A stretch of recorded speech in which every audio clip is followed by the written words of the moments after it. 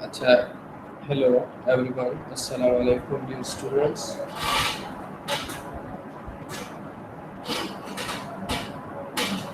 वालेकुम अस्सलाम।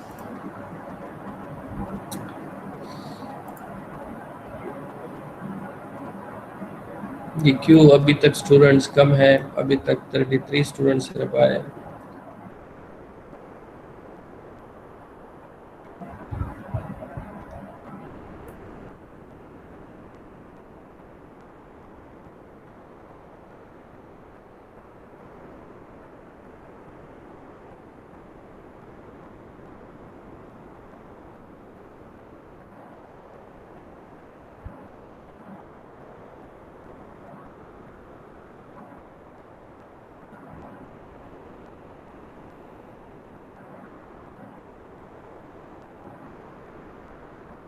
अच्छा, शुरू करते हैं आज का जो लेक्चर है। मिड टर्म के बाद जो आपका फर्स्ट लेक्चर है और उसी के हिसाब से अगर काउंट करें तो 9th लेक्चर बनता है आज। ठीक है, 9th लेक्चर है और वीक नंबर 10 है, ये याद रखें। वीक नंबर 9th में आपका एग्जाम हुआ और ये वीक नंबर 10 काउंट होगा। आवाज़ आ रही है सबको? जी सर। ठीक है, तो अब अगर आप दोबारा ज़रा समराइज करें मिड का जो कोर्स है, तो मिड में हमने क्या क्या चीज़ें पढ़ी है या अभी तक हमने हाइड्रोलॉजी में कौन सा काम किया है, कौन से लेक्चर स्टडी किए या कौन से कंपोनेंट्स हमने डिस्कस किए।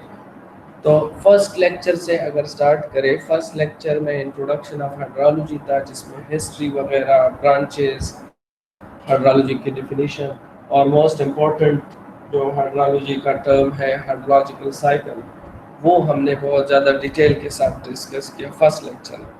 फिर सेकंड जो हमारा लेक्चर था उसमें मेटेरोलॉजी डिस्कस हुई। सेकंड जो चैप्टर है, लेक्चर तो खैर एक फोर्थ या थर्ड था मेरे ख्याल में, लेकिन जो हमारा सेकंड चैप्टर था वो क्या चीज़ था? मेटेरोलॉजी।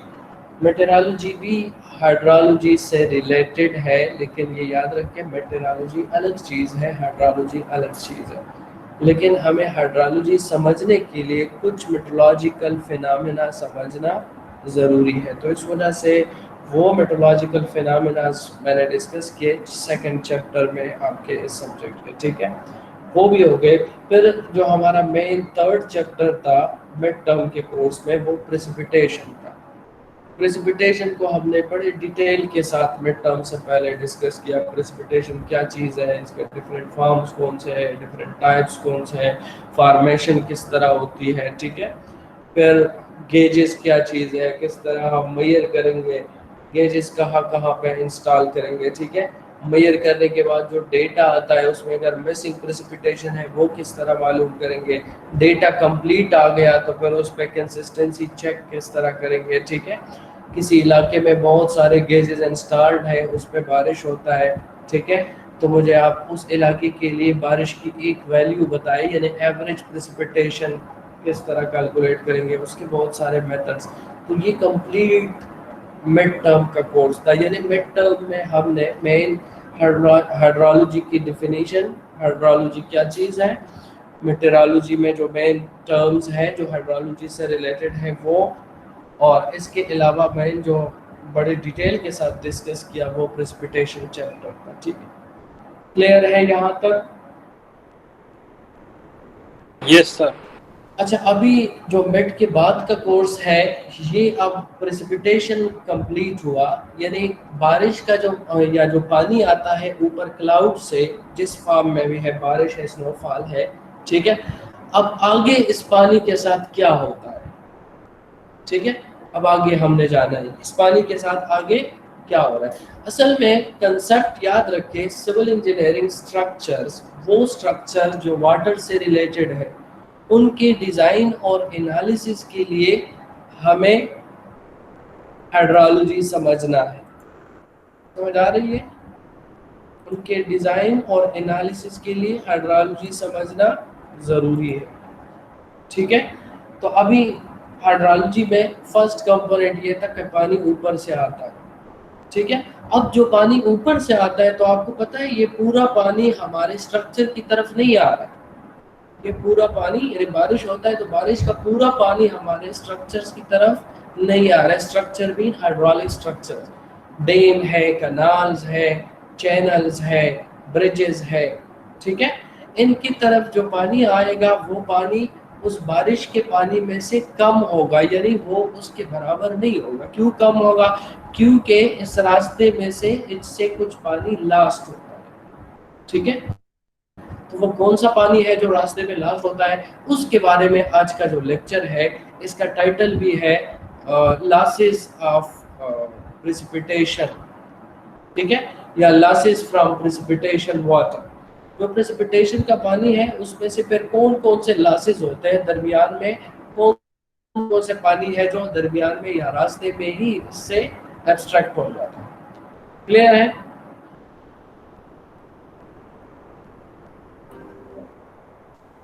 जी सर। तो आज का लेक्चर है लॉसेस फ्रॉम प्रेसिपिटेशन, ठीक है, या losses from storm water. Lecture number 9 है। तो लॉसेस में फिर क्या क्या चीजें आती है?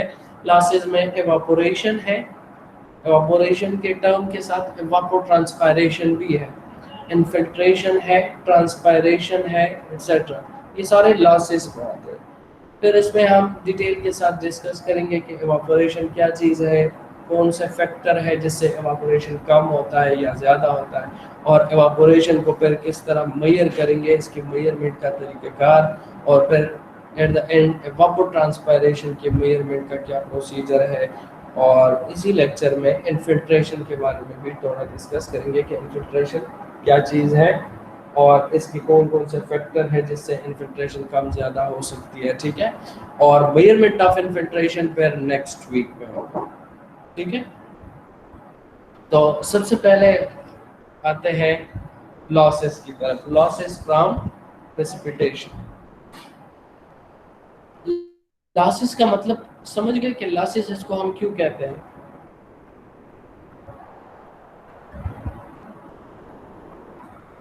जी स्टूडेंट, क्यों कहते हैं लॉसेस?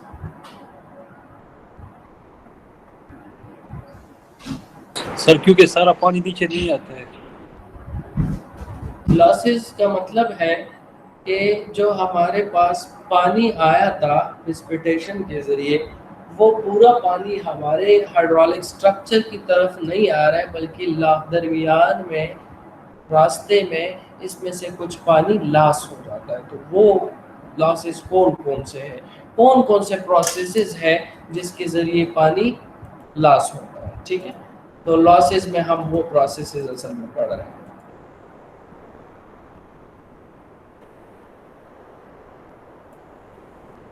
तो ब्रॉडली अगर हम देखें, the goal of hydrologic study is usually to obtain runoff from a catchment due to a storm और स्टॉर्म्स।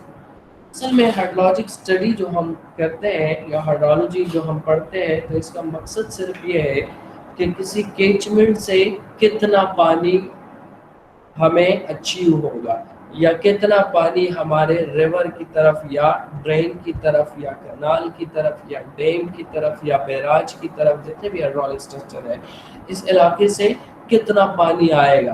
तो जो पानी हमारे रिवर तक आएगा या कैनाल की तरफ आएगा तो उसको हम क्या कहते हैं? रन ऑफ कहते हैं, ठीक है।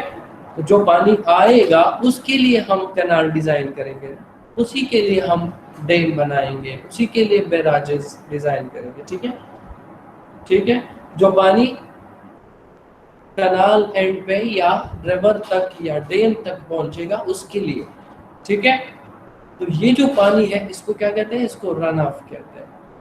जो हमें रिसीव होता है कैनाल पे या रिवर पे या डैम, उसको हम क्या कहते हैं? रन ऑफ कहते हैं। कैचमेंट याद रखें, उस एरिया को कहते हैं जिस एरिया पे बारिश होती है, ठीक है। अगर किसी एरिया, लार्ज एरिया है, लेट्स सपोज हमारा जो शमाली इलाका जात है, वो पूरे शमाली इलाका जात में अगर हम देखें तो उसमें जो बारिश होती है, ठीक है, वो जो बारिश है वो बारिश एक तरफ फ्लो करती है, एक साइड से भी रिवर की तरफ आ रहा है, दूसरे साइड से भी रिवर की तरफ, वो पूरा पानी रिवर की तरफ मूव करता है। ठीक है, समझ आ रही है? लेट्स सपोज ये रिवर है, लेट्स सपोज ये रिवर इस तरफ फ्लो कर रहा है, ठीक है, इसमें पानी फ्लो करता है इस तरह। अब इस रिवर में जहां जहां से पानी ऐड हो रहा है, लेट्स सपोज यहाँ पे बारिश होता है तो ये पानी भी रिवर की तरफ आ रहा है, ठीक है, यहाँ पे बारिश होगी तो वो भी रिवर की तरफ, इस रिवर की तरफ आएगी, यहाँ पे बारिश होगी तो ये भी इस रिवर की तरफ आएगी, इसी तरह यहाँ से, ठीक है। ये वाला पानी नजर आ रहे हैं आप लोगों को, ये वाला पानी नजर आ रहे हैं? जी सर। अब इस रिवर पे लेट्स सपोज हमारा प्रोजेक्ट यहाँ पे है, ये हमारा लोकेशन है प्रोजेक्ट का, लेट्स सपोज कोई ब्रिज बन रहा है या डैम बन रहा है या कोई और प्रोजेक्ट है। अब इस प्रोजेक्ट के लिए अगर हम एनालिसिस करेंगे तो ये याद रखें, इस रिवर में इस पॉइंट तक, इस रिवर में यहाँ तक जिन जिन इलाकों से पानी ऐड हो रहा है वो पूरे इलाके इस रिवर का क्या कहलाएंगे? कैचमेंट कहलाएंगे। समझ आ रही है? ये पूरा इलाका, फर्ज करें इस इलाके से पानी इस रिवर की तरफ आ रहा है, हमारा प्रोजेक्ट, हमारा फोकस ये पॉइंट है, ठीक है। तो इस पॉइंट तक पानी इस इलाके से आ रहा है, तो इस इलाके को हम क्या कहेंगे? इस रिवर का कैचमेंट। क्लियर है? इसी कैचमेंट में आपके पेपर में एक न्यूमेरिकल प्रॉब्लम भी था, अगर आपने देखा, ठीक है, तो वो एवरेज प्रेसिपिटेशन के हवाले से था, लेकिन कैचमेंट उसमें भी था, ठीक है। समझ गए कैचमेंट? Yes sir. ठीक है, अब इस पूरे इलाके का पानी हमें यहाँ पे मिलेगा ना, इस पॉइंट पे जो हमारा ब्रिज है या जो हमारा साइट है उस पे आके मिलेगा, ठीक है। तो ये पूरा पानी हमने मालूम करना है कि इस पूरे इलाके से कितना पानी आएगा, ये ज़रूरी है किसी भी स्ट्रक्चर के लिए, कितना पानी आएगा। तो कितना पानी आएगा, सबसे पहले तो आप क्या करेंगे? प्रेसिपिटेशन मालूम करेंगे कि इस पूरे इलाके पे कितना बारिश होता है, कितना प्रेसिपिटेशन आता है, ठीक है। फिर वो पूरा जो प्रेसिपिटेशन है वो पूरा अमाउंट यहाँ पे आपको नहीं मिलेगा, इसमें से कुछ लॉसेस होंगे, तो वो लॉसेस कौन कौन से हैं वो यहाँ पर डिस्कस करेंगे, ठीक है। तो storm water mean precipitation water. Storm water losses are, number 1 is evaporation. जब भी पानी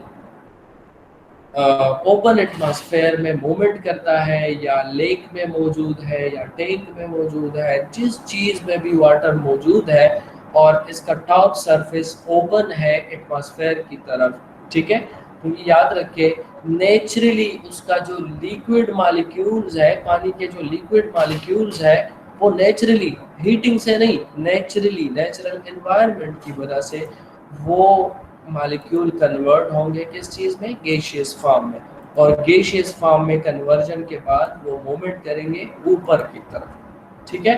तो इस प्रोसेस को हम क्या कहते हैं? एवापोरेशन, ठीक है। तो जब भी बारिश होगा या पानी आएगा तो ये पानी यहाँ रिवर तक पहुँचने में टाइम लेता है, तो इस रास्ते में इससे एवापोरेशन हो सकती है, नंबर 1।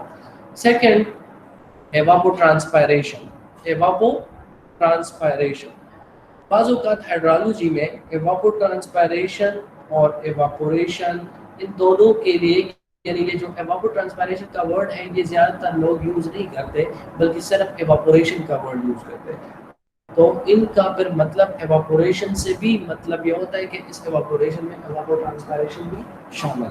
लेकिन अगर हम टेक्निकली देखें तो टेक्निकली एवापोट्रांसपायरेशन जो है ये ब्रॉड टर्म है। ब्रॉड टर्म मीन कि इसमें पूरा पानी आता है। पूरा पानी का मतलब है, अगर आप फर्ज करें आपके घर के ऊपर बारिश होता है, और से सुने, आपके घर के ऊपर बारिश होता है तो आपके घर के छत के ऊपर पानी स्टोर हुआ, ठीक है, नीचे ग्राउंड पे कुछ डिचेस वगैरह है उसमें भी पानी स्टोर हुआ, ठीक है, ग्राउंड बेयर ग्राउंड है उस पे पानी फ्लो कर रहा है, तो इसी दौरान इसमें से कुछ पानी नीचे एब्जॉर्ब हो सकता है, ठीक है, कुछ पानी जो है ट्रीज की रूट्स की तरफ आ सकता है। समझ आ रही है? कुछ पानी ट्रीज की रूट्स की तरफ आ सकता है, ट्रीज इनको एब्जॉर्ब कर सकती है, ठीक है। ये पूरा पानी फाइनली अगर हम देखें तो देखें रूफ के जो हमारे घर का रूफ है उस पे जो पानी पड़ा है वहां से भी इवापोरेशन हो सकता है, ओपन वाटर है, ठीक है, open surface of water atmosphere की तरफ अवेलेबल है, ठीक है। जो पानी नीचे बेयर ग्राउंड में एब्जॉर्ब हुआ है, जब हीट आएगा, टेम्परेचर आएगा, सोलर रेडिएशन आएंगे, तो इस सॉइल से भी पानी इवापोरेट हो सकता है, ठीक है।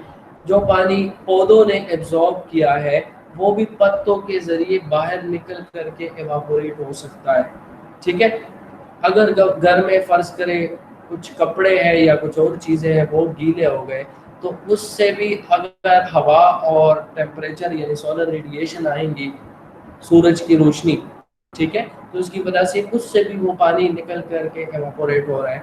तो इन तमाम चीज़ों का एवापोरेशन अगर हम कंबाइन करें तो इसको फिर क्या कहते हैं, एवापोट्रांसपायरेशन कहते हैं। तो यानी किसी इलाके से टोटल जो एवापोरेशन होगा जिसमें हर चीज़ शामिल है, जिसमें पौधे भी आ गए, ग्राउंड में अगर पानी है नीचे एब्जॉर्ब है सॉइल के अंदर वो भी है, बाकी तमाम चीज़ें भी, तो फिर उसका जो वर्ड है उसके लिए जो टर्म यूज होता है वो क्या है, एवापोट्रांसपायरेशन। क्लियर हो गया एवापोट्रांसपायरेशन? Yes sir. हेलो, अस्सलाम वालेकुम सर। वालेकुम सलाम। सर ये सेक्शन बी वालों को अभी तक लिंक नहीं मिला था, अभी मिले हमें। सेक्शन बी को लिंक क्यों नहीं मिला? ग्रुप में मौजूद है, मैंने शेयर ये हमारे ग्रुप में आपने आपको नजर आ रहा है? अच्छा सॉरी सॉरी सॉरी, अभी मैं शेयर कर रहा हूँ वो मैंने कर दिए अभी जी। ग्रुप में, मैंने कर दिए अपने क्लास ग्रुप में। क्लास ग्रुप में शेयर कर दिया अभी? नहीं इसमें तो नहीं है सर ये टॉपिक है दोबारा। ऑफिशियल ग्रुप में मैंने पेस्ट किया नहीं, था। हमारा अपना ग्रुप है। ये मैंने शेयर कर दिया है ऑफिशियल ग्रुप में, ठीक है। तो अभी जल्दी और ये आज का टॉपिक रिवाइज कर दें।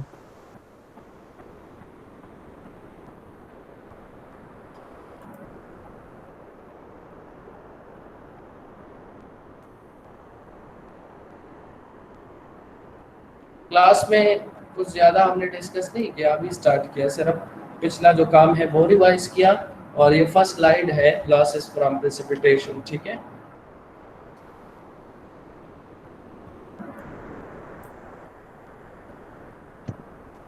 ठीक है सर। ये losses from precipitation lecture number 9 है, इसमें हम लॉसेस पढ़ेंगे। और लॉसेस का मतलब मैंने सिर्फ समझा दिया कि लॉसेस का मतलब क्या है, ठीक है। असल में जो हाइड्रोलॉजी हम पढ़ते हैं एज ए सिविल इंजीनियर, तो हम क्यों पढ़ते हैं, क्योंकि हमें ज़रूरत होती है हाइड्रोलिक स्ट्रक्चर डिज़ाइन करने की, ठीक है।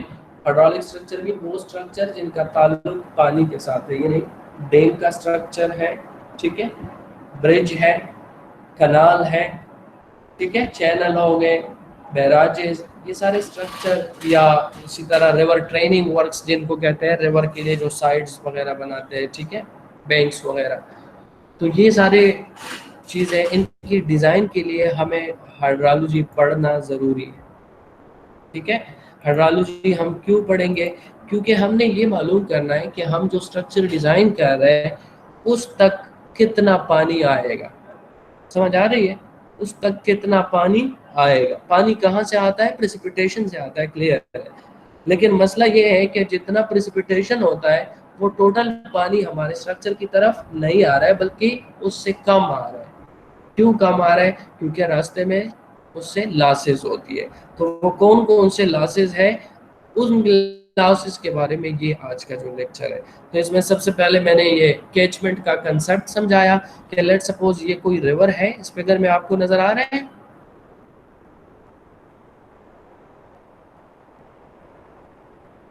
हेलो, यस सर, आ रहे।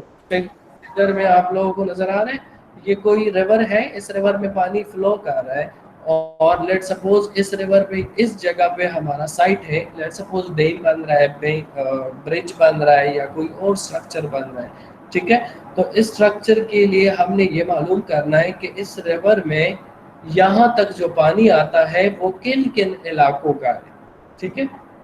वो डायरेक्ट आप कंटूर मैप से मालूम कर सकते हैं, या गूगल मैप पे जो कंटूर मैप अवेलेबल है उससे आप मालूम कर सकते हैं। तो उन इलाकों से इस तरह एक लाइन ड्रा करते हैं, ठीक है।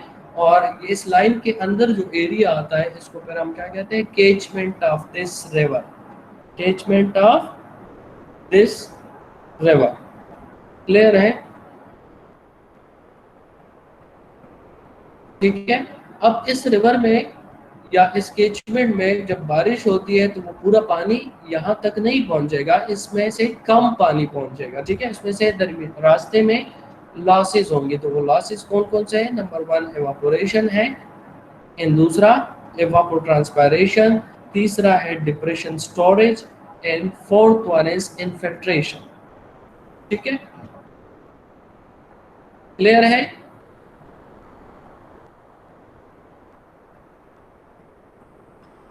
Yes sir. अच्छा, एवापोरेशन का मतलब है, सही डेफिनेशन अगर एवापोरेशन का देखें तो वो क्या चीज़ है? एवापोरेशन का मतलब है जब ओपन सरफेस ऑफ पानी मौजूद है, यानी जिस तरह लेक में पानी मौजूद है तो उसका टॉप सरफेस ओपन है एटमॉस्फेयर की तरफ, ठीक है। तो हीट की वजह से नहीं, नेचुरल एटमॉस्फेयर की वजह से, सूरज की रोशनी की वजह से, वेंट की वजह से, इन चीज़ों की वजह से वो जो मॉलिक्यूल है पानी के वो कन्वर्ट होंगे किस चीज़ में? गैसियस फॉर्म में। और गैसियस फॉर्म में कन्वर्ट होके वो ऊपर क्लाउड की तरफ या आसमान की तरफ उड़ेंगे। तो इस प्रोसेस को क्या कहते हैं? इवापोरेशन कहते हैं। याद रखें, पानी के सरफेस से हो रहा है, ठीक है। यही पानी अगर सॉइल के अंदर मौजूद है, वेट हालत में सॉइल है, और फिर उससे हो रहा है तो इसको भी इवापोरेशन कहते हैं। लेकिन एग्जैक्टली इवापोरेशन ये नहीं है। एग्जैक्टली इवापोरेशन वो है जो पानी के टॉप सरफेस से हो रहा है, ठीक है। क्लियर है? इवापोट्रांसपायरेशन का मतलब है कि इसमें पूरे इलाके से जितना इवापोरेशन हो रहा है, तो पूरे इलाके में ओपन वाटर भी है, पौधे वगैरह भी है, ठीक है, ग्रीनरी भी है, अगर कोई डिच में पानी है वो भी है, ठीक है। तो अब यहाँ पे अगर विंड और सोलर रेडिएशन आती है तो यहाँ से भी इस पूरे इलाके से इवापोरेशन हो सकती है। इसमें यानी कनाल से भी इवापोरेशन हो रहा है, लेक से भी इवापोरेशन हो रहा है, जो ग्राउंड गीला है, वेट है, उससे भी इवापोरेशन हो रहा है, किसी और चीज़ में पानी स्टोर है उससे भी इवापोरेशन हो रहा है, पौधों से भी पानी ऊपर उड़ रहा है। तो इस कंबाइंड प्रोसेस को क्या कहते हैं? इवापोट्रांसपायरेशन कहते हैं। इवापोट्रांसपायरेशन। तो इसमें पानी सरफेस वाला इवापोरेशन भी आ गया, ठीक है। तो अगर हम देखें तो कंबाइंड वर्ड कौन सा है? इवापोट्रांसपायरेशन है। लेकिन इवापोट्रांसपायरेशन का जो वर्ड है ये हाइड्रोलॉजी में ज़्यादातर यूज नहीं होता, बल्कि सिर्फ इवापोरेशन का वर्ड यूज होता है। किस चीज़ का? इवापोरेशन। क्लियर है? तो बाज़ों का सिर्फ इवापोरेशन लिखा होगा लेकिन उसका मतलब क्या होगा? उसका मतलब इवापोट्रांसपायरेशन होगा। यानी अगर हम कहते हैं कि इस पूरे इलाके से इवापोरेशन इतना हो रहा है, तो इसका मतलब ये नहीं है कि सिर्फ पानी से हो रहा है, पूरे इलाके से हो रहा है। इसका मतलब है कि ये इवापोरेशन नहीं, इवापोट्रांसपायरेशन है। लेकिन चूंकि हाइड्रोलॉजी में इवापोट्रांसपायरेशन का वर्ड ज़्यादातर यूज़ नहीं होता, तो इस वजह से इवापोरेशन यूज़ करते हैं। क्लियर है?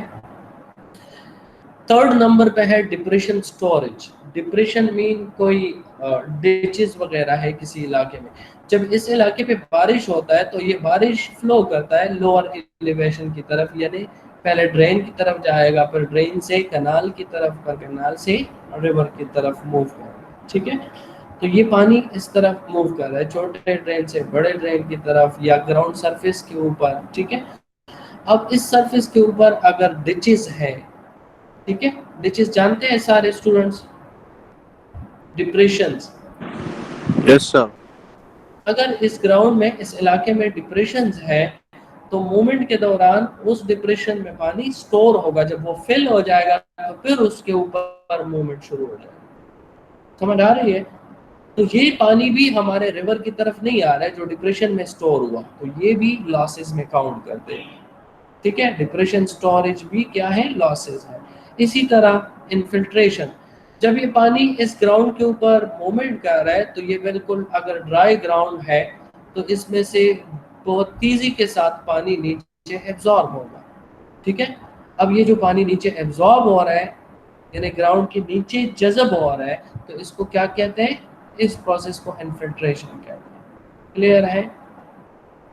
समझ गए? तो ये 4 किस्म के लॉसेस हैं। इसमें से ये जो 2 है यानी एवापोरेशन और इन्फिल्ट्रेशन, इनको मेजर लॉसेस कहते हैं। डिप्रेशन स्टोरेज मेजर लॉसेस में नहीं आता क्योंकि डिप्रेशन बहुत ज़्यादा नहीं होते। ठीक है, और अगर डिप्रेशन में पानी स्टोर भी होता है तो फिर जब सूरज निकलता है, हवा लगती है, तो फिर उससे वो पानी भी एवापोरेशन में कन्वर्ट होता है।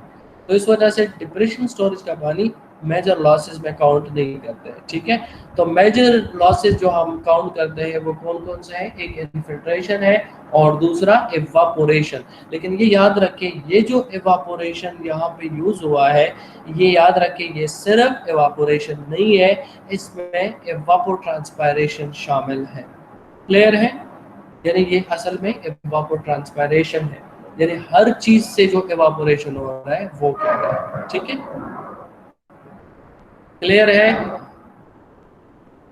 सर अब हम थोड़ा डेफिनेशन की तरफ आते हैं कि एवापोरेशन का क्या मतलब है और फिर एवापोट्रांसपायरेशन के डिफाइन करते हैं simply. So evaporation mean water loss due to vaporisation. ठीक है, water loss due to vaporisation. Vaporisation mean conversion to gaseous form, conversion of liquid molecules to gaseous form without heating। ये याद रखिए, without physically या जो जिसको क्या कहते हैं, जो हम हीटिंग देते हैं। ठीक है, उनके बगैर अगर पानी वेपोराइज होता है तो इसको क्या कहते हैं? evaporation कहते हैं। Evaporation is the process by which water is converted from its liquid form to its vapor form and thus transfer from land and water masses to the atmosphere। ठीक है, liquid form से convert होता है किस चीज में? gaseous form, vapor form। और ये जो evaporation है ये भी हम डेप्थ के यूनिट में मेजर करते हैं। ठीक है, ये याद रखें, it is also measured in depth units। ठीक है, जिस तरह प्रेसिपिटेशन हम डेप्थ की यूनिट में मेजर करते हैं, इसी तरह तमाम जो हाइड्रोलॉजिकल साइकिल के पैरामीटर्स है या जो कंपोनेंट्स है, वो सारे कंपोनेंट्स डेप्थ के यूनिट में मेजर होते हैं। ठीक है, अच्छा, वेपोराइजेशन यहाँ पे यूज हुआ है, तो वेपोराइजेशन का क्या मतलब है? It is a physical process in which liquid changes to gaseous state without boiling from free surface of water bodies and wet soil masses and returns to atmosphere due to high temperature effects। Clear है? Temperature effects है, लेकिन ये जो temperature effects है ये हम heat नहीं कर रहे, ये नेचुरल एटमॉस्फेयर की वजह से हो रहा है। ठीक है, यानी हीट इनको मिल रहा है, लेकिन किस चीज की वजह से मिल रहा है? हीट मिल रहा है एटमॉस्फेयर की वजह से, नेचुरल एटमॉस्फेयर की वजह से, सूरज की वजह से। ठीक है, और एक होता है हम हीटिंग देते हैं, जिस तरह हम किसी बर्तन में पानी लेके उसके नीचे आग जलाते हैं, तो ये हम हीटिंग देते हैं, और उससे भी वेपर उठ सकते हैं, लेकिन उस प्रोसेस को क्या कहते हैं? उसको वेपोराइजेशन नहीं कहते, उसको बॉयलिंग कहते हैं। दोनों में डिफरेंस है, याद रखें, दोनों में डिफरेंस है। वो आर्टिफिशियल प्रोसेस है, मैन मेड प्रोसेस है बॉयलिंग वाला, और जो वेपोराइजेशन है ये नेचुरल प्रोसेस है। तो ये याद रखें, एवापोरेशन भी नेचुरल प्रोसेस है, हम हीट्स नहीं देते, नेचुरली हीट मिल रहा है पानी को, और पानी के टॉप सरफेस से हो रहा है। क्लियर है? समझ गए? Yes sir. ट्रांसपायरेशन एंड एवापोट्रांसपायरेशन क्या चीज है? ट्रांसपायरेशन आपने पढ़ा है बायोलॉजी में, the process by which water is returned to the atmosphere by evaporation from the surface of the leaves after movement from the soil through the root and stem system of the plant is called transpiration। transpiration का क्या मतलब है? समझ गए इसको? Let's suppose कोई दरख्त है, कोई ग्रीनरी है, कोई पौधा है, ठीक है, समझ आ रही है? इसके नीचे क्या चीज है? रूट्स है। ये रूट्स के जरिए ग्राउंड से पानी एब्जॉर्ब करता है, ठीक है। और ये जो पानी है, ये पानी फिर कहाँ जाता है, रूट्स से जज़ब होके, रूट में से पास होके स्टेम में आता है, और स्टेम में से फिर ब्रांचेस, और ब्रांचेस में से फिर फाइनली पत्तों की तरफ आता है, लीव्स की तरफ, या जो ग्रीन पार्ट है किसी भी पौधे में। और ग्रीन पार्ट में फिर आपको पता है क्या होता है, ये पानी यूज होता है एक केमिकल रिएक्शन में, जिसको क्या कहते हैं, फोटोसिंथेसिस कहते हैं। फोटोसिंथेसिस, फोटोसिंथेसिस वो प्रोसेस है जिसके जरिए पौधे अपने लिए खुराक तैयार करते हैं, ठीक है। यानी उसमें क्या क्या चीजें रिएक्शन करती है, याद है आपको?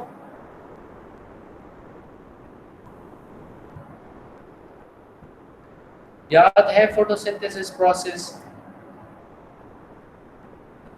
जी सर। जिसमें पानी और कार्बन डाइऑक्साइड रिएक्शन करते हैं। तो ये पानी कहाँ से आता है, ये नीचे सॉइल से रूट्स ने एब्जॉर्ब किया, स्टेम में से गुजर करके ब्रांचेस से होके पत्तों तक ये पानी आ गया, ठीक है।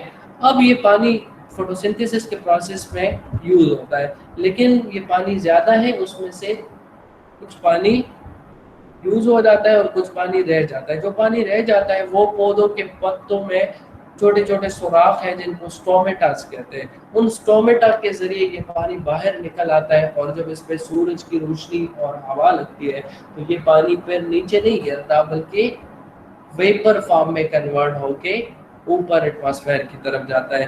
तो इस प्रोसेस को क्या कहते हैं, ये भी एक किस्म से क्या चीज है, ये भी एक किस्म से इवापोरेशन है, ठीक है। तो इस प्रोसेस को क्या कहते हैं, इसको ट्रांसपायरेशन कहते हैं। क्लियर है? क्लियर है? जी sir.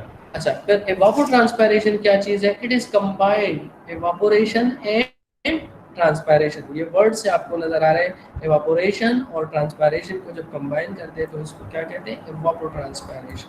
The total water loss from soil or free water surface and from trees and plants is termed as evapotranspiration.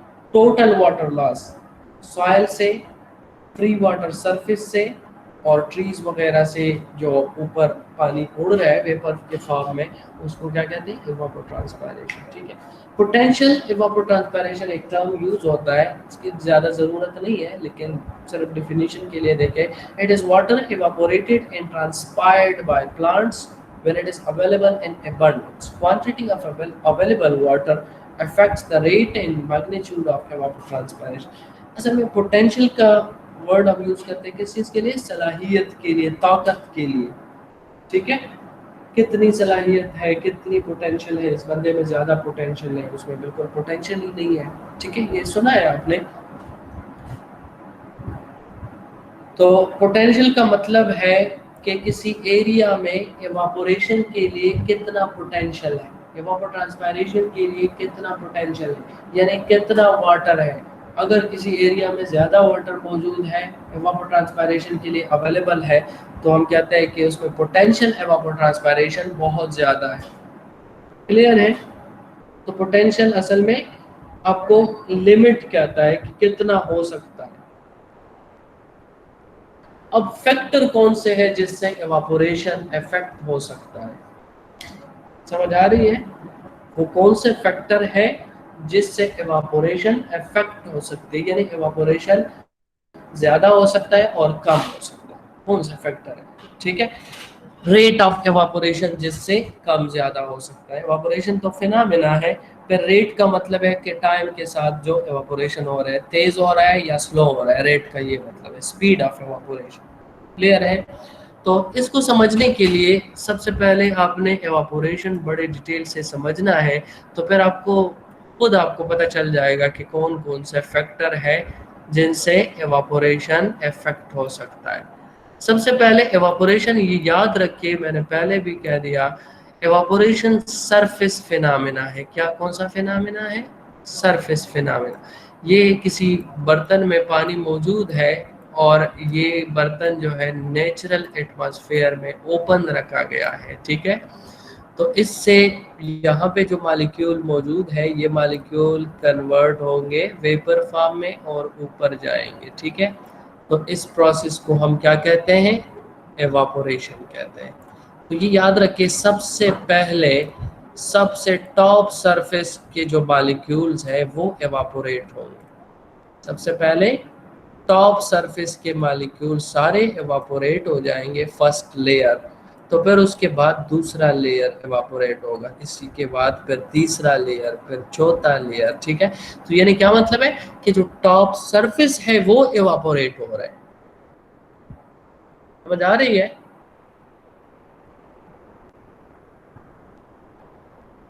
समझ आ रही है जी। अब आपको पता है टॉप सरफेस के जो मॉलिक्यूल है ये बाकी मॉलिक्यूल के साथ एक बॉन्ड के जरिए अटैच्ड। समझ आ रही है? ये जो मॉलिक्यूल है टॉप सरफेस वाले मॉलिक्यूल, ये बाकी मॉलिक्यूल के साथ, लेट सपोज ये दरमियान वाला, लेट सपोज ये एक मॉलिक्यूल है, बड़ा मॉलिक्यूल मैंने कंसीडर, तो ये एक बॉन्ड के जरिए साइड पे भी अटैच है, इस साइड पे, इसी तरह इस साइड पे भी एक मॉलिक्यूल के साथ अटैच है केमिकल बॉन्ड के जरिए, और नीचे जो मॉलिक्यूल है उसके साथ भी अटैच्ड। ठीक है, अब आपने वो फैक्टर देखने हैं जिनसे ये बॉन्ड वीक हो जाता है या टूट जाता है। तो उन फैक्टर से एवापोरेशन का प्रोसेस क्या होगा? बढ़ जाएगा। समझ आ रही है? और वो फैक्टर जिनकी वजह से ये बॉन्ड जो है और भी मजबूत हो जाता है, उन फैक्टर की वजह से एवापोरेशन का प्रोसेस क्या होगा? कम होगा, उसका स्पीड कम हो जाएगा, रेट उसका कम होगा। क्लियर है? समझ गए? Yes sir. तो अब मुझे बताएं, सबसे पहला फैक्टर टेम्परेचर है। आपके ख्याल में टेम्परेचर की वजह से किसी लिक्विड के बॉन्ड जो है वो कमज़ोर होते हैं या मजबूत हो जाते हैं? लिक्विड के मॉलिक्यूल के आपस में इंटर बॉन्ड है, कमजोर होते हैं। कमज़ोर सब होते नीचे हैं। स्ट्रांग होते हैं, ऊपर कमजोर होते हैं। जी, पानी में स्ट्रांग होते हैं, ऊपर कमजोर होते हैं। क्या मतलब है? जरा दोबारा बताएं। ये पानी में इसके बॉन्ड स्ट्रांग होते हैं, फोर्सेस ऑफ अट्रैक्शन, और ऊपर जी, वीक होते हैं। ये नहीं, मैं ऊपर वो उसकी तरफ आते हैं। सबसे पहले मैंने आपसे टेम्परेचर के बारे में पूछा। अगर आपके पास पानी के मॉलिक्यूल्स है, उनमें जो फोर्स ऑफ अट्रैक्शन है यानी बॉन्ड है वो मौजूद है, ये बॉन्ड आपके ख्याल में टेम्परेचर से बढ़ेगा या कम होगा? स्ट्रेंथ इसका। टेम्परेचर इंक्रीज होगा तो कम होगा, और टेम्परेचर अगर डिक्रीज होगा तो फिर ज्यादा हो जाएगा। एग्जैक्टली, ठीक है। यानी टेम्परेचर बढ़ने से ये बॉन्ड जो है वीक हो जाएगा। ठीक है, टेम्परेचर ज्यादा करेंगे तो ये बॉन्ड वीक हो जाए। क्यों वीक हो जाएगा? कंसेप्ट आपको पता है, केमिस्ट्री आप पढ़ चुके हैं।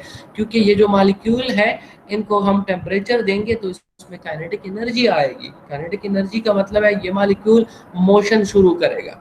मोशन का मतलब है कि मोशन कब कर सकता है?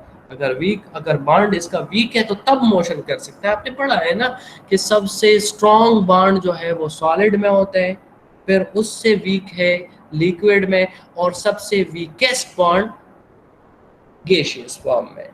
ठीक है, या बिल्कुल जो फ्रीली हर मॉलिक्यूल अलग अलग घूम रहा है, ठीक है, उसमें कोई बॉन्ड ही नहीं है, वो क्या चीज़ है? वो गैस है। ठीक है, तो सॉलिड को आप हीट करेंगे तो उसके मॉलिक्यूल क्या होंगे? एक दूसरे से दूर जाने की कोशिश करेंगे। दूर जाने का मतलब है कि बॉन्ड कमजोर हो जाएगा, वो लिक्विड में कन्वर्ट हो जाएंगे। समझ आ रही है? फिर लिक्विड को हीट करेंगे, टेम्परेचर देंगे, तो फिर क्या होगा? इसके मॉलिक्यूल और दूर जाने की कोशिश करेंगे, यानी बॉन्ड को बिल्कुल खत्म करने की कोशिश करेंगे। बॉन्ड खत्म हो जाएगा तो ये गैसियस फॉर्म में कन्वर्ट हो जाएगा। That clear? सो यहाँ पे क्लियरली लिखा है कि evaporation is highly dependent upon temperature. Higher the temperature, greater will be evaporation. Clear है सबको ये? जी सर। ठीक है। सेकंड है surface area of water body. Surface area of water body. अब लेट सपोज आपके पास 5 लीटर वाटर है, और 5 लीटर वाटर आपने, जरा गौर करें, ये मैं जो एग्जांपल आपको दे रहा हूँ इस पे गौर करें। 5 लीटर पानी आपने यहाँ पे भी डाल दिया इस बर्तन में जो ऑलरेडी पहले से मैंने बनाया, दूसरा बर्तन इस किस्म का है, ठीक है, इसमें भी आपने 5 लीटर पानी भर दिया, ठीक है, दोनों को आपने ओपन एटमॉस्फेयर में रख दिया। अब मुझे बताएं यहां से इवापोरेशन ज्यादा होगी या यहां से इवापोरेशन ज्यादा होगी? सर ये फर्स्ट वन से, क्यों? उसका सरफेस एरिया ज्यादा है, ज्यादा मॉलिक्यूल उससे जाएंगे। एग्जैक्टली अगर सरफेस एरिया ज्यादा है तो टॉप सरफेस पे मॉलिक्यूल भी ज्यादा होंगे ना, क्योंकि टॉप सरफेस सबसे पहले इवापोरेट होगा, फिर उसके बाद दूसरा लेयर आएगा, ठीक है, तो टॉप सरफेस पे सबसे ज्यादा मॉलिक्यूल होंगे, तो इस वजह से एक वक्त में उससे ज्यादा मॉलिक्यूल इवापोरेट होंगे, ठीक है। जबकि यहाँ पे अगर हम देखें तो यहाँ पे सरफेस एरिया कम है, सरफेस एरिया कम है तो मॉलिक्यूल भी कम है, पानी वही है, ये याद रखें, पानी सेम है, 5 लीटर यहाँ पे भी है, 5 लीटर यहाँ पे भी, ठीक है, लेकिन यहाँ पे टॉप सरफेस पे मॉलिक्यूल ज्यादा है, यहाँ पे टॉप सरफेस पे मॉलिक्यूल कम है, तो यहाँ से इवापोरेशन कम होगी, यहाँ से इवापोरेशन ज्यादा होगी। तो जितना सरफेस एरिया ज्यादा होगा उतना रेट ऑफ इवापोरेशन ज्यादा, ठीक है, जितना सरफेस एरिया कम उतना रेट ऑफ इवापोरेशन कम। क्लियर है ये पॉइंट? जी sir. Surface area of water body. Evaporation takes place from free surface of water body. Larger the area exposed to atmosphere, greater will be evaporation and vice versa. ठीक है। Third point है humidity. Humidity किस तरह आपको लगता है? अगर दो एरियाज है, ठीक है, सेम वाटर है, सेम बर्तन है, एक एरिया में ह्यूमिडिटी ज्यादा है, दूसरे एरिया में ह्यूमिडिटी कम है, तो आपके ख्याल में किस एरिया में इवापोरेशन ज्यादा होगी?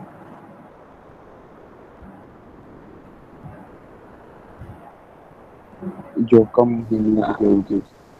जिस एरिया में ह्यूमिडिटी कम है उसमें इवापोरेशन ज्यादा होगी, जिस एरिया में ह्यूमिडिटी ज्यादा है, ऑलरेडी ह्यूमिडिटी ज्यादा है, तो इसमें और इवापोरेशन की गुंजाइश कम होगी। क्लियर है? क्योंकि इवापोरेशन के बाद पानी वेपर में कन्वर्ट होके क्या चीज बनता है? ह्यूमिडिटी ही बनता है। समझ आ रही है? अगर एयर ऑलरेडी ह्यूमिड है, इसमें ऑलरेडी बहुत ज्यादा वेपर्स है, तो और आने की गुंजाइश कम है, ठीक है। जब और आने की गुंजाइश कम है तो नीचे इवापोरेशन रेट क्या होगा? स्लो होगा, स्लोली नीचे पानी इवापोरेट होगा, क्योंकि बहुत ज्यादा ऊपर ऑलरेडी मौजूद है। समझ गए? तो greater the humidity laser will be the evaporation and vice versa. इसका अपोजिट भी इसी तरह है, यानी lesser the humidity greater will be the evaporation. Clear है? फोर्थ नंबर पॉइंट है सोलर रेडिएशन। सोलर रेडिएशन क्या चीज है?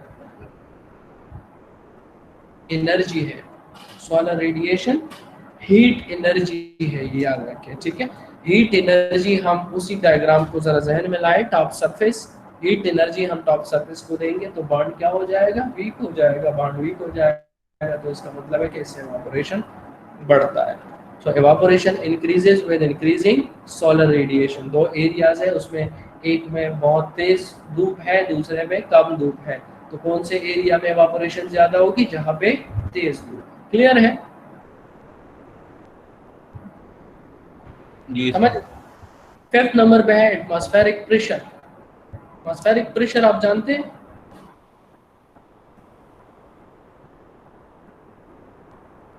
जानते हैं एटमॉस्फेरिक प्रेशर, जिसको एयर प्रेशर भी कहते हैं?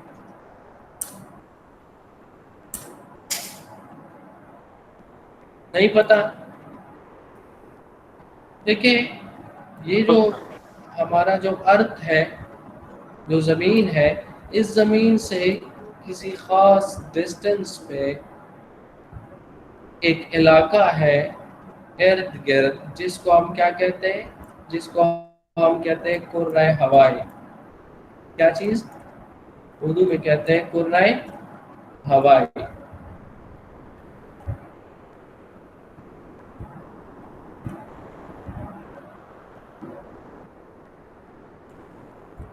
इस कुर्राए हवाई में इस अर्थ का ग्रेविटेशनल फोर्स काम करता है, इससे निकलेंगे तो ग्रेविटेशनल फोर्स भी काम नहीं करता। एक और भी चीज़ है, इस कुर्रे हवा में यहाँ पे हवा है, एयर मौजूद है, इससे बाहर निकलेंगे तो एयर मौजूद नहीं है, स्पेस है या वैक्यूम। ठीक है, अब ये जो एयर है, इस एयर का भी एक मॉलिक्यूलर वेट है जिसकी वजह से इसका वजन बनता है। तो यहाँ पे अगर जो भी चीज़ है, ज़मीन के ऊपर कोई इंसान है या कोई भी चीज़ है, तो इसके ऊपर इस एयर का यहाँ से लेके यहाँ तक जो एयर है, इस एयर का प्रेशर यानी वजन उस पे आ रहा है। क्या चीज़ आ रहा है? वजन उस पे आ रहा है। समझ आ रही है? हेलो, समझ आ रही है? जी सर। तो इस प्रेशर को क्या कहते हैं? एटमॉस्फेरिक प्रेशर कहते हैं। ठीक है, इसको एटमॉस्फेरिक प्रेशर कहते हैं। ये तो वैसे मैंने एक छोटा सा डायग्राम बना दिया। अब आप मुझे बताएं, इसी ज़मीन में अगर एक जगह ऊपर है यानी हाइट पे है और एक जगह नीचे है यानी लोअर एलिवेशन है, तो हायर एलिवेशन पे एटमॉस्फेरिक प्रेशर ज़्यादा होगा या लोअर पे ज़्यादा? लोअर। लोअर पे एयर का जो वॉल्यूम है वो ज़्यादा बन जाएगा। हम ऊपर जाएंगे तो एयर का वॉल्यूम उसके ऊपर फिर कम हो जाएगा। ठीक है, तो जितना नीचे एरियाज है उसमें एटमॉस्फेरिक प्रेशर क्या है? ज़्यादा है। जितने हाइट पे एरियाज है, हमारे जो शमाली इलाका जात है, नारान, कागान और सुवात और ये एरियाज, इनमें क्या है? एयर प्रेशर कम है। ये याद रखें, एटमॉस्फेरिक प्रेशर कम है। क्लियर है? तो अब दो एरियाज हैं, एक यहाँ पे एरिया मौजूद है, ठीक है, यानी पेशावर में, ठीक है, और एक लेट्स सपोज स्वात है या नारान है। तो आप मुझे बताएं, बाकी फैक्टर को कांस्टेंट रखेंगे, ये याद रखें, टेम्परेचर वगैरह बाकी चीज़ें कांस्टेंट रखेंगे। जब हम एक फैक्टर डिस्कस करते हैं तो उस वक्त बाकी फैक्टर कांस्टेंट होंगे। और एक बर्तन है, सेम वाटर सेम बर्तन, यहाँ पेशावर में भी रखा है और ऊपर नारान 8000 फीट हाइट पे है पेशावर से। ठीक है, तो ऊपर नारान में भी है। तो आप मुझे बताएं, नारान में एवापोरेशन ज़्यादा होगी या यहाँ पे एवापोरेशन ज़्यादा होगी? नारान में एवापोरेशन क्यों ज़्यादा होगी? क्योंकि वहाँ पे जो पानी मौजूद है उस पे ऊपर से प्रेशर कम है, ऊपर से एयर प्रेशर उस पानी पे कम है। ठीक है, यहाँ पे जो पानी मौजूद है पेशावर में, यहाँ पे ऊपर से एटमॉस्फेरिक प्रेशर या एयर प्रेशर जो है वो ज़्यादा है। तो यहाँ के मॉलिक्यूल एक दूसरे के ज़्यादा करीब गए हैं, इनका बांड और मजबूत है। वहाँ का जो पानी है उनका बांड ज़्यादा मजबूत नहीं है। तो इसी वजह से आपने मैट्रिक या एफएससी में, अगर आपको याद हो, आपने पढ़ा होगा कि वहाँ पे सर्द इलाकों में या हायर एल्टीट्यूड्स एरिया पे क्या होता है, पानी 98 डिग्री पे बॉयल करती है। समझ आ रही है? 98 डिग्री पे, यहाँ पे 100 डिग्री पे बॉयल करती है, वहाँ पे 90 या 99 या 98 डिग्री पे। ये क्यों जल्दी बॉयल हुआ? क्योंकि उसके ऊपर जो प्रेशर है वो कम है। समझ गए इसको? तो अब इसी चीज को जहन में रख के एवापोरेशन के साथ देखें, तो जिस एरिया में एटमॉस्फेरिक प्रेशर ज्यादा है वहां पे एवापोरेशन रेट कम होगा, जिस एरिया में एटमॉस्फेरिक प्रेशर कम है वहां पे एवापोरेशन ज्यादा होगा। Evaporation decreases with increasing atmospheric pressure. Clear है? जनरली इस तरह के ये पॉइंट क्लियर हो गया? जी सर। अच्छा, नेक्स्ट है, नेक्स्ट पॉइंट है या नेक्स्ट फैक्टर है depth of water. Depth of water, इससे पहले जो हमने दो डायग्राम बनाए थे, सेम पानी है, एक बर्तन में उसका डेप्थ ज़्यादा है और दूसरे बर्तन में उसका डेप्थ कम है। समझ आ रही है? क्लियर है? तो आप मुझे बताएं, अगर डेप्थ ज़्यादा है तो इसका मतलब ये हुआ कि इसके सरफेस मॉलिक्यूल जो है वो मोर स्ट्रांगली अटैच्ड है। जबकि डेप्थ कम है तो इसके surface molecule less strongly attach है या वीकली अटैच। ठीक है, तो अगर डेप्थ ज्यादा है तो क्या होगा, इवापोरेशन कम होगा। ये याद रखिए, इवापोरेशन आसानी से नहीं होगा। ठीक है, अगर डेप्थ कम है तो इवापोरेशन आसानी के साथ होगा। Is that clear? जी sir. Greater the depth of water, lesser will be the evaporation. Last point है wind speed. Wind speed को भी इसी बांड को जहन में लाए। विंड से आपके ख्याल में ये बांड मजबूत होगा या कमजोर होगा? यानी विंड से का मतलब है कि एक जगह पे ज्यादा विंड है, तेज हवा है, और एक जगह पे स्लो हवा है, तो तेज हवा में ये बांड ज्यादा मजबूत होगा या स्लो हवा में ये बांड ज्यादा मजबूत होगा?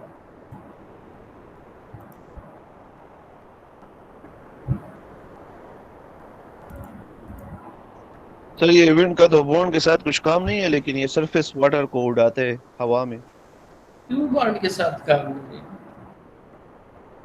बॉन्ड बॉन्ड के साथ इसका काम है, बॉन्ड के साथ क्यों नहीं है? आप दो चीजें आपस में, दो हल्की सी चीजें आपस में किसी धागे से बांध दें, समझ आ रही है? क्लियर है? और एक तो बाल है, लेट्स सपोज दो बाल है, हल्के लाइट बाल है, एक बाल जो है वो मैंने किसी स्ट्रॉन्ग चीज के साथ अटैच किया और दूसरा बाल इसी बाल के साथ अटैच किया। ठीक है, इसी धागे के जरिए। धागा क्या चीज है? बांड है। अब हवा का इफेक्ट उस पर चेक करें। ज्यादा हवा है तो उसका क्या सिचुएशन होगा? वो धागा टूट जाएगा। अगर हवा नहीं है तो बस धागे के जरिए वो ठीक है अटैच है। समझ आ रही है? क्लियर होंगे ये? तो विंड का ये इसके साथ रिलेशन है। ठीक है, बॉन्ड क्या चीज है? ये वही धागा है। ठीक है, मॉलिक्यूल के आपस में जो बॉन्ड है वो बिल्कुल उसी धागे की तरह है। तो धागा कब मजबूती से बांधा हुआ होगा? जब हवा नहीं है या बहुत कम हवा है। जब हवा तेज है तो धागा टूट जाएगा। क्लियर है? तो यही सिचुएशन है विंड का इफेक्ट इस बांड के साथ। ठीक है, तो यानी विंड ज्यादा होने से ये बांड कमजोर हो जाएगा और विंड कम होने से बांड मजबूत हो जाएगा। तो wind speed, higher the wind speed more will be evaporation. Clear है?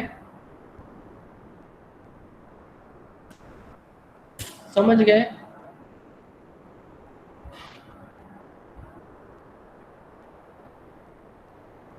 Hello? Yes, sir. So these are all the factors affecting evaporation rate. ठीक है, तो नेक्स्ट आते हैं एस्टिमेशन ऑफ इवापोरेशन। यहाँ पे देखिए मेजरमेंट नहीं लिखा है, यहाँ पे क्या लिखा है? एस्टिमेशन लिखा है। समझ आ रही है? अगर मेजरमेंट भी लिखता है फिर भी ये याद रखें, ये जो इवापोरेशन है ये हम एग्जैक्टली मेजर नहीं कर सकते, ये हम अप्रॉक्सीमेटली मेजर कर सकते हैं। क्या? अप्रॉक्सीमेटली। तो अप्रॉक्सीमेटली मेजरमेंट करते हैं तो इस वजह से एस्टिमेशन लिखते हैं। ठीक है, मेजरमेंट के लिए दो तरीके नॉर्मली यूज होते हैं। एक है डायरेक्ट मेजरमेंट यूजिंग पेन्स।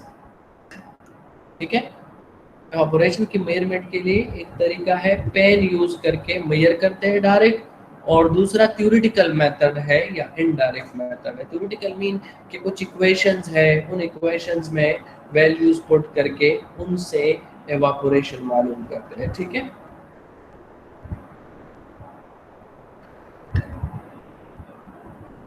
ठीक है, तो दो मेथड्स है बेसिकली। ठीक है, इसमें से ये याद रखें, ये इक्वेशन वाला हम नहीं पढ़ते, सिर्फ हम जो डायरेक्ट मेजरमेंट है पेन वाला मेथड है ये डिस्कस करते हैं। ठीक है, थ्योरेटिकल मेथड जो है, जो इक्वेशन वाले मेथड है, उसमें तीन किस्म के इक्वेशन यूज होते हैं। एक इक्वेशन है जिसको कहते हैं वाटर बजट मेथड, दूसरा है एनर्जी बजट मेथड, और तीसरा है मास ट्रांसफर मेथड। ठीक है, ये बेसिकली कंसेप्ट है। इन कंसेप्ट से फिर इक्वेशन बने हैं और वो इक्वेशन यूज होते हैं किस चीज़ के लिए? इवापोरेशन की एस्टिमेशन के लिए। ठीक है, तो ये तरीका, ये डिटेल डिस्कशन इसमें हम नहीं जाते, हम सिर्फ ये जो फर्स्ट वन है डायरेक्ट मेजरमेंट वाला प्रोसीजर ये हम पढ़ेंगे। तो अभी आते हैं measuring evaporation by pans. Pans का मतलब है बर्तन, समझ आ रही है? इसके लिए एवापोरेशन के लिए जो बर्तन यूज होता है, जो आला यूज होता है मेजरमेंट के लिए, उसको सिंपली पेन कहते हैं। ठीक है,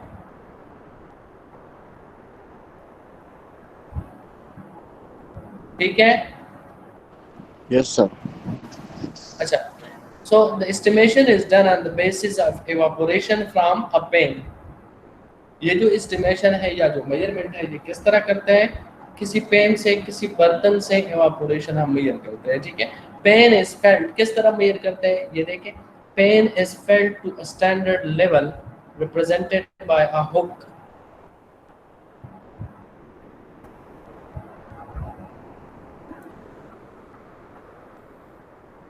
To a standard level represented by a hook at the end of a rod wire at some standard time in the morning।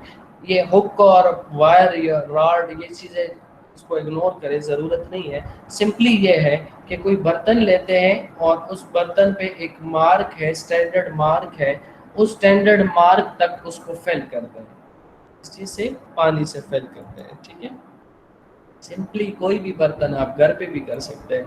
ये लेट सपोज कोई बर्तन है ओपन, ठीक है, इसको एक मार्क तक यानी यहाँ तक इसको फिल करें, यानी उस जगह तक फिल करें कि कल आप आएंगे तो आपको पता चले कि मैंने यहाँ तक फिल किया। ठीक है, और फिर इसको ओपन एटमॉस्फेयर में 24 घंटों के लिए रखें। कितने टाइम के लिए? एग्जैक्टली 24 आवर के लिए। आज आपने 9 AM पे इसको फिल किया इस मार्क तक। ठीक है, कल आप 9 AM पे आए और देखें और मेजर करें कि इसमें कितनी कमी हुई है, पानी का लेवल नीचे गया है या ऊपर आया है, कहाँ, तो वो मेजर करें। वो जितना डेप्थ कम हुआ है या ज़्यादा हुआ है, उससे फिर हम क्या मालूम करते हैं? एवापोरेशन। अगर लेट सपोज बारिश नहीं हुआ उस दिन और ये कम हुआ है 1 इंच, तो हम क्या कहेंगे कि उस 24 आवर में कितना एवापोरेशन हुआ? 1 इंच एवापोरेशन हुआ, 1 इंच एवापोरेशन हुआ। क्लियर है?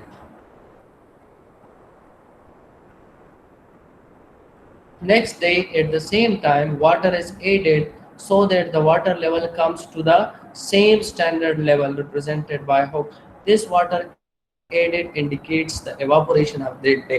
यानी ये प्रोसीजर आपको बताते हैं कि जो स्टैंडर्ड प्रोसीजर यूज होता है वो क्या करते हैं, वो पेन होता है, उस पेन को किसी स्टैंडर्ड पॉइंट तक फिल करते हैं। आज अमूमन 8 AM पे करते हैं, 8 AM पे आज मैंने फिल किया इसको इस स्टैंडर्ड लेवल तक, और दूसरे दिन यानी कल आए आके इसको देखें और फिर अगर लेवल से कम है, स्टैंडर्ड लेवल से अगर कम है, तो फिर उसमें क्या करें? इसमें पानी ऐड करें। ठीक है, और इसको वापस स्टैंडर्ड लेवल तक लाए।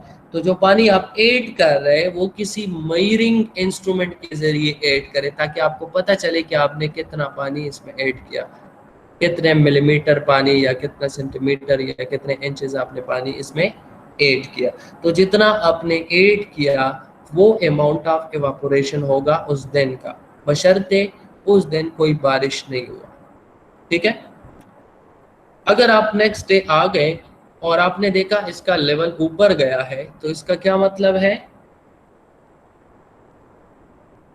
जी? बताए, इसका क्या मतलब है? आप दूसरे दिन आ गए, पहला लेवल कम था, कल लेवल कम था, आज उसका लेवल और ऊपर गया है।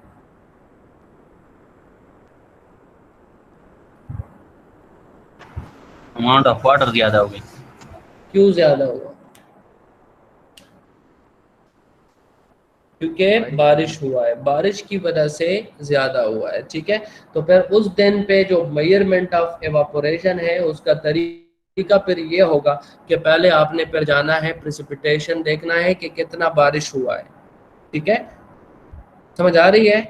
और सबसे पहले तो इस बर्तन में अगर फर्ज करें लेवल इंक्रीज हुआ है, ऊपर गया है, तो इससे आप क्या करेंगे? इससे पानी आप रिमूव करेंगे। ठीक है, इससे पानी रिमूव करें, वापस स्टैंडर्ड लेवल पे लाए।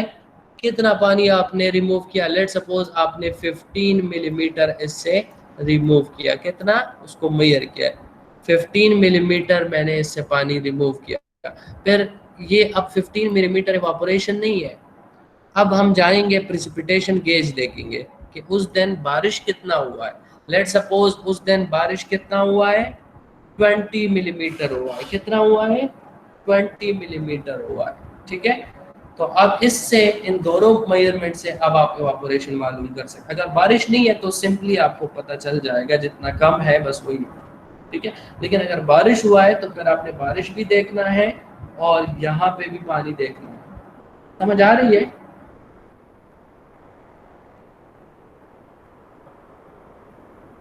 अगर 15 मिलीमीटर मैंने इससे पानी कम किया और बारिश चेक किया वो 20 मिलीमीटर हुआ है, तो इससे सिंपली आपको मालूम हो गया कि इवापोरेशन कितना हुआ है। देखिए, इस पेन में पानी जो बारिश की वजह से आया है वो कितना आया है, 20 मिलीमीटर। लेकिन इसमें जो इंक्रीज मुझे नजर आ रहा है, जो मैंने अभी मालूम किया, वो कितना है, वो 15 मिलीमीटर है। ठीक है, कितना है? इंक्रीज 15 है, जबकि पानी आया है 20 मिलीमीटर।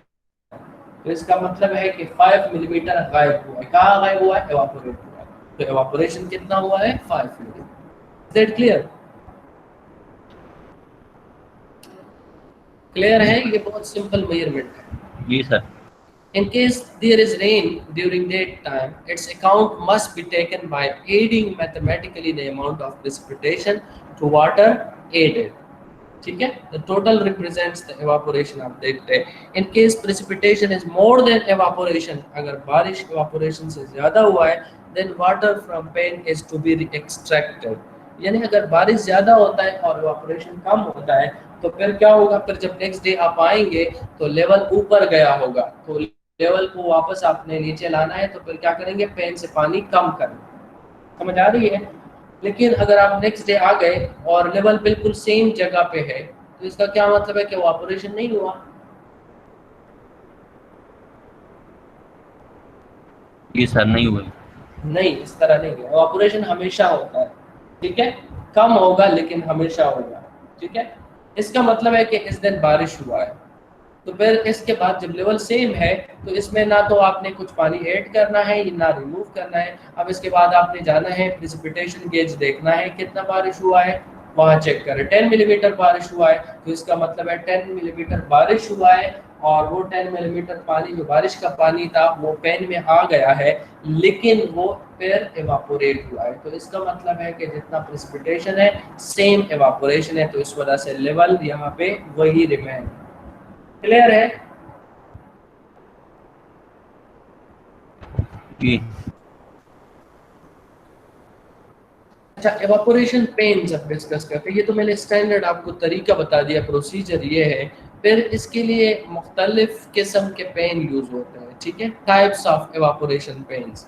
ठीक है, so pans are the most widely used instrument for measuring evaporation. There are 3 types of pans, 3 किस्म के पेन्स यूज होते हैं। ठीक है, उसमें नंबर 1 जो है उसका नाम है सरफेस पेन या अबव ग्राउंड पेन। ठीक है, और ये जो यूएस वेदर ब्यूरो डिपार्टमेंट है यूएस का, वो उन्होंने डेवलप किया है और उनकी वजह से पूरी दुनिया में ये यूज होता है, ज़्यादातर यूज होता है। The surface pan which has found international recognition is US weather bureau class A pan. This is made of galvanised iron sheet, GI sheet जो कहते हैं। The pen is on a wooden frame free edge of the surface pen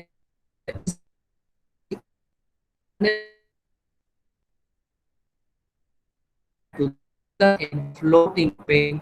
These type of pens are widely used all over the world. ठीक है, certain correction factors are applied to every pen. अच्छा, अब इस pen के बारे में ज़रा discuss करें। ये पेन है, इसको कहते हैं US weather bureau class A pan या ये सरफेस पेन या अबव ग्राउंड। इसमें ये ग्राउंड है, ये नीचे आपको नज़र आ रहा है, ये ग्राउंड सरफेस है ये वाला। ठीक है, ग्राउंड सरफेस पे क्या करते हैं, लकड़ी के कुछ तख्ते या जिसको क्या कहते हैं वुडन प्लैंक्स, ये रखते हैं और फिर इन वुडन प्लैंक्स के ऊपर ये पेन रखते हैं। ये बर्तन है, सिंपल बर्तन है। ठीक है, क्लियर है? इसका जो टॉप सरफेस है जो ओपन है वो कितना है, 1.22 मीटर इसका डाया है, 1.22 मीटर इसका डायमीटर है। ये इसके सरफेस मेजरमेंट के लिए प्रोसीजर है, ये हुक वाला तरीका और नीडल और जो वहाँ पे कहा गया था, ठीक है। ये स्केल है, इस स्केल के जरिए मेजर करते हैं कि ये इसका जो टॉप सरफेस है वो नीचे गया है, ऊपर आया है, कहाँ पे, अपनी जगह पे मौजूद है, ठीक है। इसमें पानी फिल करते हैं, ठीक है, और नेक्स्ट 24 आवर के बाद आते हैं नेक्स्ट डे पे और चेक करते हैं कि लेवल ऊपर गया है, नीचे आया है या अपनी जगह पे। क्लियर है? ये मेजरमेंट का प्रोसीजर हम ऑलरेडी पढ़ चुके हैं, लेकिन इसका मेन जो चीज़ है वो ये है कि ये जो सरफेस पेन है, सबसे पहले तो ये ग्राउंड के ऊपर रखते हैं, ग्राउंड के ऊपर प्लेन्स पे रखते हैं। प्लेन्स पे रखने का मकसद सिर्फ ये है कि इसके बॉटम के नीचे से भी हीट जो सोलर हीट है वो रेज आ सके और हवा इसके नीचे से भी चल सके। साइड पे तो आ रही है, ठीक है, टॉप पे भी आ रही है, लेकिन इसके नीचे से भी आए। Is that clear? समझ आ रही है? जी सर। ठीक है, मेजरमेंट का प्रोसीजर बिल्कुल वही सेम है। तो अब इसका सिर्फ एक फ़ायदा ये है कि ये ऊपर सरफेस पे है, इसी तरह एक फ्रेम पे पड़ा है, तो इसका ऑपरेशन आसान है। ऑपरेशन मीन कि इसमें पानी ऐड करना, इससे रिमूव करना, और ये ख़राबी की गुंजाइश भी ज़्यादा नहीं है, ठीक है। तो यानी ये आसानी से यूज़ कर सकते हैं, तो इस वजह से ये वाला पेन ज़्यादातर यूज़ होता है। लेकिन इसमें ड्रॉबैक्स है, इस पर ऑब्जेक्शंस है। ऑब्जेक्शंस इस पे दो किस्म के ऑब्जेक्शंस हैं। कितने ऑब्जेक्शंस है ये याद रखिए, ये ऑब्जेक्शन जरा नोट करें अपने पास। नंबर 1 ऑब्जेक्शन ये है कि लोग ऑब्जेक्शन करते हैं कि ये हम जो इससे एवापोरेशन हम मेजर करते हैं, हमारा मकसद असल में क्या होता है, मकसद हमारा नेचुरल वाटर बॉडी से एवापोरेशन मालूम करना है। नेचुरल वाटर बॉडी से एवापोरेशन मालूम करना। नेचुरल वाटर बॉडी का मतलब है लेक है या जो डैम का स्टोरेज टैंक है, उससे इवापोरेशन मालूम करना हमारा मकसद होता है। समझ आ रही है? लेकिन उससे आसान नहीं है, तो हम क्या करते हैं, हम ये इंस्ट्रूमेंट यूज़ करते हैं, ठीक है। अब इस पे ऑब्जेक्शन ज़रा गौर से सुने। नंबर 1 ऑब्जेक्शन ये है कि लोग कहते हैं कि वो जो आपका लेक है वो बाहर फील्ड में है, ठीक है, आप इसको ऑफिस के अंदर का मतलब ये नहीं है कि कमरे के अंदर है, ठीक है। ऑफिस के अंदर का मतलब ये है कि यानी उस साइट पे नहीं है जहाँ पे आपका लेक है या जो रिजर्वायर है, वहाँ पे आप मेजर नहीं कर रहे हैं, बल्कि उससे दूर आप मेजर कर रहे हैं। तो ये हो सकता है कि वहाँ के एटमॉस्फेयर में और आपके ऑफिस के एटमॉस्फेयर में डिफरेंस हो, और इस डिफरेंस की वजह से उस लेक की एवापोरेशन और इस पेन की एवापोरेशन में फ़र्क हो। क्लियर है? 1 ऑब्जेक्शन ये। Is that clear? ये दोबारा बताया सर। ये याद रखिए, दोबारा सुने। एवापोरेशन चाहे पेन से हम मेजर करते हैं या जिस चीज़ से भी मेजर करते हैं, उनका मकसद सिर्फ ये होता है कि नेचुरल वाटर बॉडी का मतलब है कि नेचुरली किसी जगह पे पानी स्टोर हुआ है, जिस तरह लेक में पानी स्टोर है, ठीक है, या किसी डैम का जो स्टोरेज है उसमें पानी स्टोर है, उससे हम मालूम करें कि इससे कितना एवापोरेशन होता है, एक दिन में कितना होगा, एक साल में कितना होगा। ये असल मकसद ये होता है, एवापोरेशन मेजरमेंट का मेन मकसद ये होता है, ठीक है।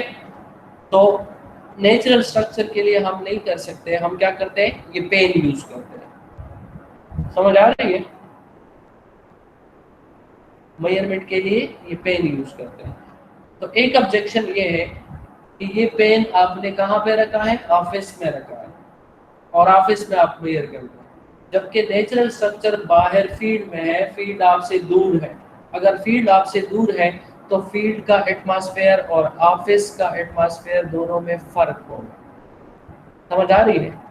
एक ऑब्जेक्शन है। अगर दोनों में फर्क है तो इसका मतलब है कि ये जो एवापोरेशन आपने जो पेन के जरिए यहाँ पे मालूम किया, ये उस एवापोरेशन का रिप्रेजेंटेटिव नहीं है, उस लेक के एवापोरेशन के लिए ये रिप्रेजेंटेटिव नहीं है। एक ऑब्जेक्शन इस पे ये। क्लियर है?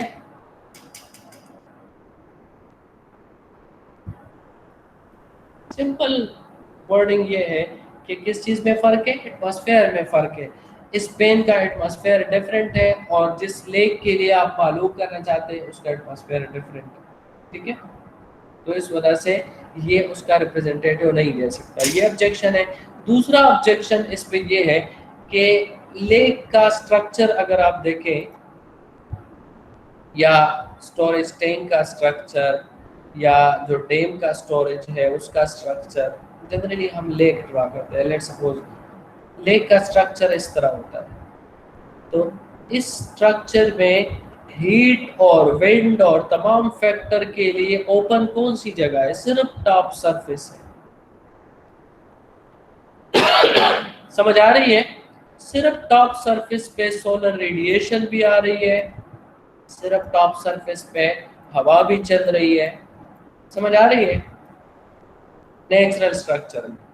लेकिन अगर पेन में हम देखें तो पेन में सिर्फ टॉप सरफेस नहीं है, ये जो साइड है इस पे भी टेम्परेचर का इफेक्ट है, क्योंकि ये जीआई शीट से बना है। जीआई शीट टेम्परेचर की वजह से हीटिंग आ सकता है उसमें, ठीक है। और इसका जो नीचे बॉटम है इस पे भी हीटिंग और हवा और इसका इफेक्ट आ सकता है। लेकिन अगर हम लेक देखें तो लेक का तो सिर्फ टॉप सरफेस है। तो दूसरा ऑब्जेक्शन इस पे ये, तो दूसरे ऑब्जेक्शन में भी ये कहता है कि ये जो इवापोरेशन है ये उस लेक का रिप्रेजेंटेटिव नहीं। समझ गए दोनों ऑब्जेक्शन?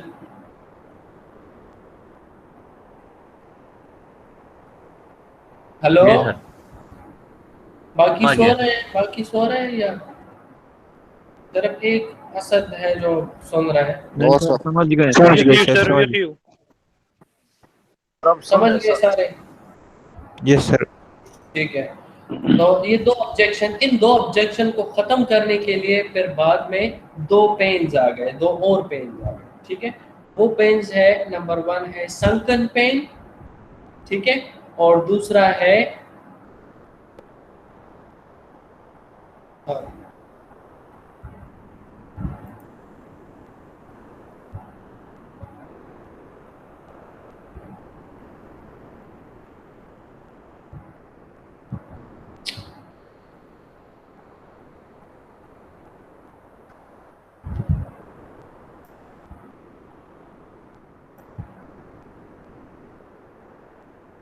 एक है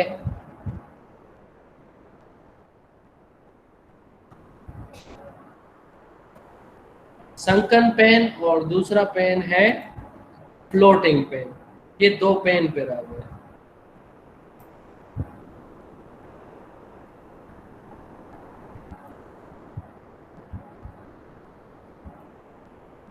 ठीक है। संकन का मतलब सिंपली क्या है? संकन का मतलब है कि ये जमीन के अंदर संक किया है। संक जानते हैं ना, जमीन के अंदर इंसर्ट किया, ठीक है। ये पेन है, आप देखिए संकन पेन, ये इसके डायमेंशंस है, ये डायमेंशंस, ठीक है। इतना इसका ब्रेड्थ है, इसका इतना हाइट है। हाइट और ब्रेड्थ इतना इम्पोर्टेंट नहीं है, लेकिन ये इम्पोर्टेंट है। ये ग्राउंड सरफेस है और इसको ग्राउंड सरफेस के अंदर संक करके इंस्टॉल करते हैं, ठीक है। और फिर इसमें किसी खास लेवल तक पानी फिल करते हैं। बाकी प्रोसीजर मेजरमेंट का वही है। क्लियर है? तो संकन पेन में वो फर्स्ट ऑब्जेक्शन खत्म हुआ। फर्स्ट ऑब्जेक्शन क्या था? Sorry, second objection. Second objection खत्म हुआ कि जो आपका क्लास ए पेन है या जो आपका सरफेस पेन है उसमें मसला ये है कि उसके साइड से और इसके बॉटम से भी हीट और हवा चल रही है। जब इसको आप ग्राउंड के अंदर इस तरह इंसर्ट करेंगे तो इसके साइड और बॉटम पे अब हवा और हीट नहीं आ रहा है, क्योंकि ये बिल्कुल लेक की तरह हो गया। समझ आ रही है? लेकिन जो दूसरा ऑब्जेक्शन है वो अभी भी है। दूसरा ऑब्जेक्शन क्या है? कि एटमॉस्फेयर चेंज है ऑफिस का और साइट का, ठीक है। तो संकन पेन देखे, this is installed inside the earth surface. This pen tends to eliminate objectionable boundary effects such as radiation on the side walls and heat exchange between the atmosphere and the pen. Clear है ये objection? The results obtained from this pen are more accurate than those obtained from other pens. क्यों ज़्यादा accurate है? क्योंकि उसमें वो problem नहीं है जो इससे पहले वाले में। ठीक है, समझ गए संकन पेन? क्लियर है?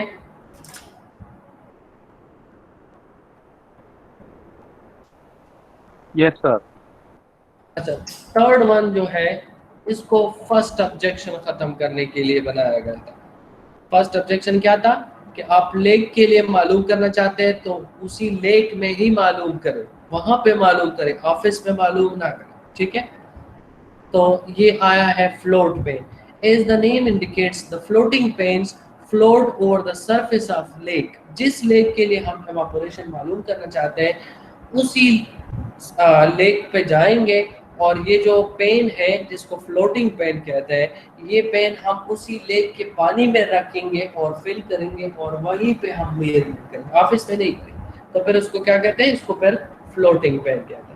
So evaporation from a floating pen is approximately the same as that directly from the lake, because the atmospheric conditions around the pen are the same as those for the lake.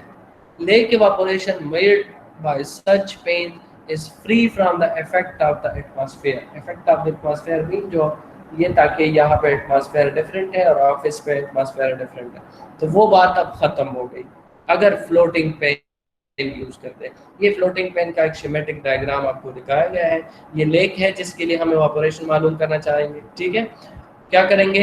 Float उठा के इसी lake के पानी के surface के ऊपर रखेंगे और बाकी प्रोसीजर वही है, इसमें पानी फिल करेंगे और किसी खास मार्क तक और नेक्स्ट 24 आवर आएंगे और उस मार्क से फिर मेजर करेंगे। ठीक है, तो इससे सिर्फ फायदा ये हुआ कि ये जो एटमॉस्फेयर है यहाँ का एटमॉस्फेयर है सेम एटमॉस्फेयर है जिस तरह मेयरिंग इंस्ट्रूमेंट का एटमॉस्फेयर है, वही एटमॉस्फेयर लेक का भी है। ठीक है, क्लियर है? जी सर। तो ये था यहाँ तक एवापोरेशन और उसकी मेजरमेंट हो गया। अब नेक्स्ट आते हैं कि इवापोट्रांसपायरेशन किस तरह मेजर करते हैं। ये तो हमने सिर्फ एवापोरेशन के मेजरमेंट के बारे में डिस्कस किया। इवापोट्रांसपायरेशन जिस तरह मैंने पहले कहा कि उसमें सॉइल से भी इवापोरेशन है, पौधों से भी इवापोरेशन है, बाकी चीज़ें जो उस एरिया में मौजूद है उन तमाम चीज़ों से जो पानी इवापोरेट हो रहा है वो सारा कंबाइन करके इसको क्या कहते हैं? इवापोट्रांसपायरेशन। ठीक है, तो अब इसका प्रोसीजर इतना सिंपल नहीं है, तो इसके लिए ज़्यादातर थ्योरेटिकल इक्वेशन यूज़ होते हैं, लेकिन इसका जो मेजरमेंट का प्रोसीजर है वो मैं आपको थोड़ा सा इसका आइडिया देता हूँ कि किस तरह मेजर कर सकते हैं। ठीक है, इसके लिए लेट सपोज एग्जांपल लेते हैं। फ़र्ज़ करें आप इवापोट्रांसपायरेशन मालूम करना चाहते हैं इस सरहद यूनिवर्सिटी के बिल्डिंग के लिए, जितना भी बिल्डिंग है सरहद यूनिवर्सिटी की जो बाउंड्री है, इसके मतलब है आपने ये मालूम करना है कि सरहद यूनिवर्सिटी से टोटल कितना इवापोट्रांसपायरेशन हो रहा है। यानी सरहद यूनिवर्सिटी में जो बेयर ग्राउंड है, जो इसके रूफ के ऊपर पानी है, जो इसके जो इसके पौधे हैं उसमें पानी है, जो इसके अगर टैंक है, ओपन टैंक है, उसमें पानी है, इन तमाम चीज़ों से कितना एवापोरेशन हो रहा है, तो उसको क्या कहते हैं? एवापोट्रांसपायरेशन। ये एवापोट्रांसपायरेशन अगर आपने मालूम करना है तो इसके लिए आप क्या करेंगे? इसके लिए आप एक छोटा मॉडल बनाएंगे। क्या? स्केल्ड मॉडल जिसको कहते हैं। ठीक है, वो स्केल मॉडल इसी सरहद यूनिवर्सिटी का मॉडल होगा और इसमें सारी चीज़ें, जितने भी चीज़ें यहाँ पे मौजूद है वो सारी चीज़ें आप स्केल के मुताबिक उस मॉडल में बनाएंगे। सबसे पहले उसमें सॉइल फिल करेंगे, सॉइल के ऊपर फिर आप देखेंगे कि यहाँ पे इस सरहद यूनिवर्सिटी में जितना पेव्ड एरिया है, पेवमेंट है या कंक्रीट है या बिल्डिंग है, वो आपने उस सॉइल में फिर आपने वो कंक्रीट करना है। जहाँ जहाँ पे पौधे मौजूद है उसके मुताबिक स्केल पौधे आपने लगाने होंगे। ठीक है, क्लियर है? समझ आ रही है? तो यानी एक छोटा मॉडल आपने बनाना होगा इस सरहद यूनिवर्सिटी का, और ये मॉडल आपने किस चीज़ में बनाना होगा? ये एक स्टील टैंक के अंदर, एक स्टील टैंक है, वाटर टैंक, उसके अंदर आपने ये मॉडल बनाना है। और फिर वो जो स्टील टैंक है वो एक बैलेंस के ऊपर पड़ा है। बैलेंस जानते हैं? तराजू। तराजू के ऊपर पड़ा है और उसमें आप क्या करेंगे, उसमें फिर आप पानी फिल करें। जिस तरह यहाँ सरहद यूनिवर्सिटी में ग्राउंड वाटर टेबल जितने डेप्थ पे है उसको स्केल पे कन्वर्ट करें, उस मॉडल में उतने डेप्थ तक आप पानी फिल करें। समझ आ रही है? क्लियर है? सॉइल है, उसके ऊपर जितने बिल्डिंग वगैरह है वो स्केल के मुताबिक पौधे भी लगाए हैं, ठीक है। और फिर ग्राउंड वाटर टेबल के मुताबिक स्केल पे कन्वर्ट करके उसमें पानी फिल करें। और ये बैलेंस के ऊपर पड़ा है। बैलेंस के ऊपर का मतलब है कि इसका वजन एग्जैक्टली मेजर हो। क्लियर है? फिर इस मॉडल को उठा के एक कंट्रोल रूम में रखेंगे बैलेंस के ऊपर। कहाँ पे? कंट्रोल रूम में। कंट्रोल रूम का मतलब है एक ऐसा रूम जिसमें हम टेम्परेचर कंट्रोल कर सकते हैं, जिसमें हम हवा कंट्रोल कर सकते हैं, ह्यूमिडिटी कंट्रोल कर सकते हैं, यानी एटमॉस्फेयर की जो चीज़ें हैं वो सारी हम कंट्रोल कर सकते हैं। उसको क्या कहते हैं? Control room. क्लियर है? और इस कंट्रोल रूम में हम एटमॉस्फेयर वही बनाएंगे जो सरहद यूनिवर्सिटी का नेचुरल एटमॉस्फेयर है। समझ आ रही है? जितना टेम्परेचर है, जितना हवा है, जितना रिलेटिव ह्यूमिडिटी है, वो सारी चीज़ें वही बनाएंगे जो सरहद यूनिवर्सिटी के ऊपर है। ठीक है? क्लियर है ये चीज़? सर ये स्टील टैंक इसके लिए मस्ट है? किसी भी मटेरियल का, लेकिन ये याद रखें कि उससे पानी बाहर दीवारों से ना निकले। ठीक है? समझ आ रही है? इसको कंट्रोल रूम में रखेंगे और इसको बैलेंस के ऊपर रखते हैं। तो बैलेंस का मतलब है कि इसका वजन आ जाएगा, इसमें पानी फिल हो गया। 24 आवर बाद आएंगे और टेम्परेचर सारी चीज़ें हमने वही रखी है। 24 आवर बाद इसकी वजन में जो कमी हुई है, ये क्यों कमी हुई है? ये एवापोट्रांसपायरेशन की वजह से कमी हुई है। ये एवापोट्रांसपायरेशन आप इस तरीके से मायर कर सकते हैं यूजिंग मॉडल। अब इस मॉडल को क्या कहते हैं? इस मॉडल को लिसीमीटर कहते हैं। क्या चीज? लिसीमीटर। तो लिसीमीटर के जरिए हम एवापोट्रांसपायरेशन मेजर कर सकते हैं। क्लियर है? So the instrument most commonly used for measurement of evapotranspiration is known as lysimeter.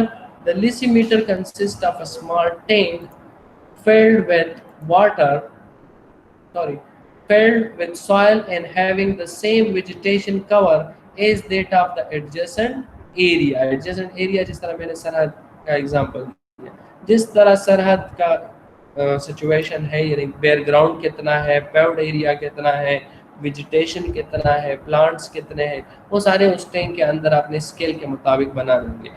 It contains a drain and all facilities for measuring the quantity of water entering and leaving the tank.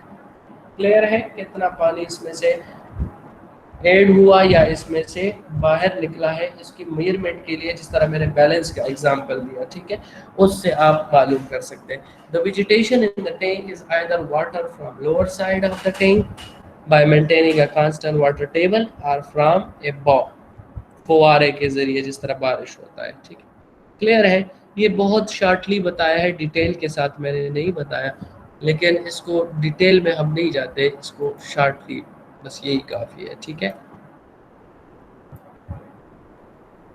समझ गए? जी sir. Next है infiltration. ठीक है? Infiltration क्या चीज़ है और इसका जो डिटेल है वो ज़रा समझना ज़रूरी है। ठीक है? Number 1, infiltration is the process by which precipitation water is abstracted by seeping into the soil below the land surface. ठीक है? ये ज़रा पढ़ते हैं फिर आपको समझाते हैं डायग्राम के जरिए।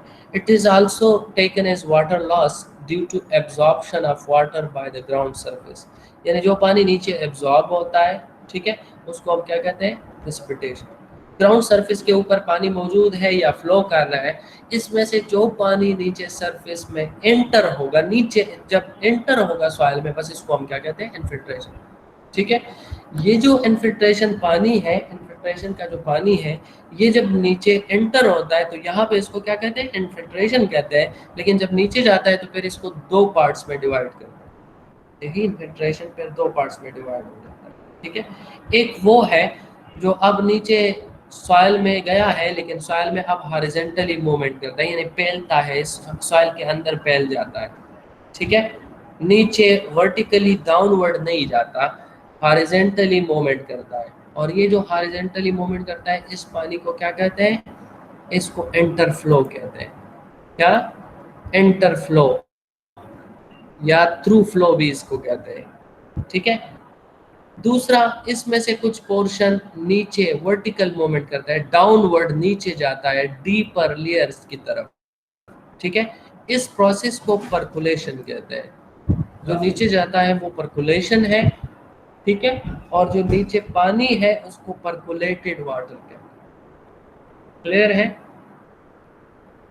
अच्छा, इंटरफ्लो का जो पानी है ये फिर वापस रिवर्स और स्ट्रीम्स और लेक्स में फिर वापस निकल आता है, ठीक है। लेकिन ये जो पानी है ये ग्राउंड वाटर टेबल की तरफ जाता है।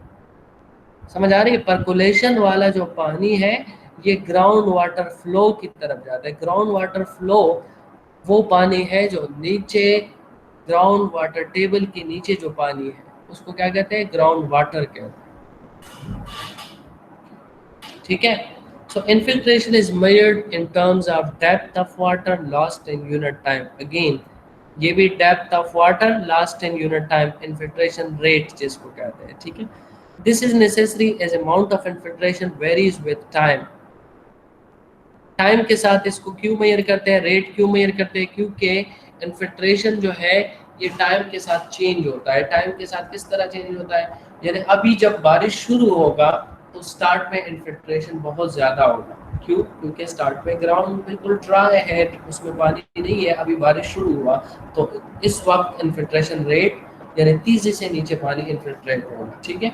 लेकिन जब बारिश हो कंटिन्यू है 1 घंटे के लिए, फिर एंड पे अगर आप देखेंगे तो बहुत कम इन्फिल्ट्रेशन रेट हुआ, क्योंकि उसमें ऑलरेडी ग्राउंड में पानी आ गया, ग्राउंड ऑलरेडी वेट है, ठीक है। तो at a particular instant infiltrated depth of water divided by time is called instantaneous infiltration rate. ये जिस तरह आपने इंस्टेंटेनियस वेलोसिटी या इंस्टेंटेनियस एक्सेलरेशन पढ़ा था, किसी खास टाइम पे, किसी पर्टिकुलर टाइम पे आप रेट मालूम करना चाहते हैं तो उसको क्या कहते हैं? इंस्टेंटेनियस इन्फिल्ट्रेशन रेट कहते हैं, ठीक है। If total infiltrated water depth is divided by total time, it is known as average infiltration rate. अब यहाँ पे इस डायग्राम में देखें, ये वही वाटर साइकिल या हाइड्रोलॉजिकल साइकिल है। इसमें आप ज़रा चेक करें, प्रेसिपिटेशन हो रहा है, बारिश हो रहा है, बारिश के दौरान पानी ग्राउंड पे आ रहा है, ग्राउंड में से कुछ नीचे एब्जॉर्ब हो रहा है। जब नीचे एब्जॉर्ब होता है तो इस दौरान इसको क्या कहते हैं? इन्फिल्ट्रेशन कहते हैं, ठीक है। क्लियर है? जी सर। अब इन्फिल्ट्रेशन वाला जो पानी है इसमें से कुछ नीचे जाता है। ये देखिए, ये ब्लू डॉट डॉट आपको नजर आ रहे हैं, ये ग्राउंड वाटर टेबल है, ठीक है। ग्राउंड वाटर टेबल की तरफ कुछ जा रहा है जिसको हम क्या कहते हैं? परकुलेशन कहते हैं। और कुछ इसी जमीन के अंदर हॉरिजॉन्टल मूवमेंट करता है, इस तरफ या इस तरफ भी जा सकता है, ठीक है। इस हॉरिजॉन्टल मूवमेंट वाले को क्या कहते हैं? इंटरफ्लो। ये इंटरफ्लो वाला पानी इस सॉइल में मौजूद है और इस सॉइल से यहाँ पे जो रूट्स है ये रूट्स एब्जॉर्ब करती है, ठीक है। तो दो पोर्शन हो गए इन्फिल्ट्रेशन के, परकुलेशन और इंटरफ्लो। और जो परकुलेशन का पानी है ये ग्राउंड वाटर यानी एक्विफर में शामिल हो जाता है और एक्विफर में फिर ये मूवमेंट करता है। और ये जो मूवमेंट है ये याद रखिए, ये एक्विफर का पानी या जो ग्राउंड वाटर का पानी है ये भी फाइनली रिवर और फाइनल इसका डेस्टिनेशन ओशन से, ओशन की तरफ निकल आता है।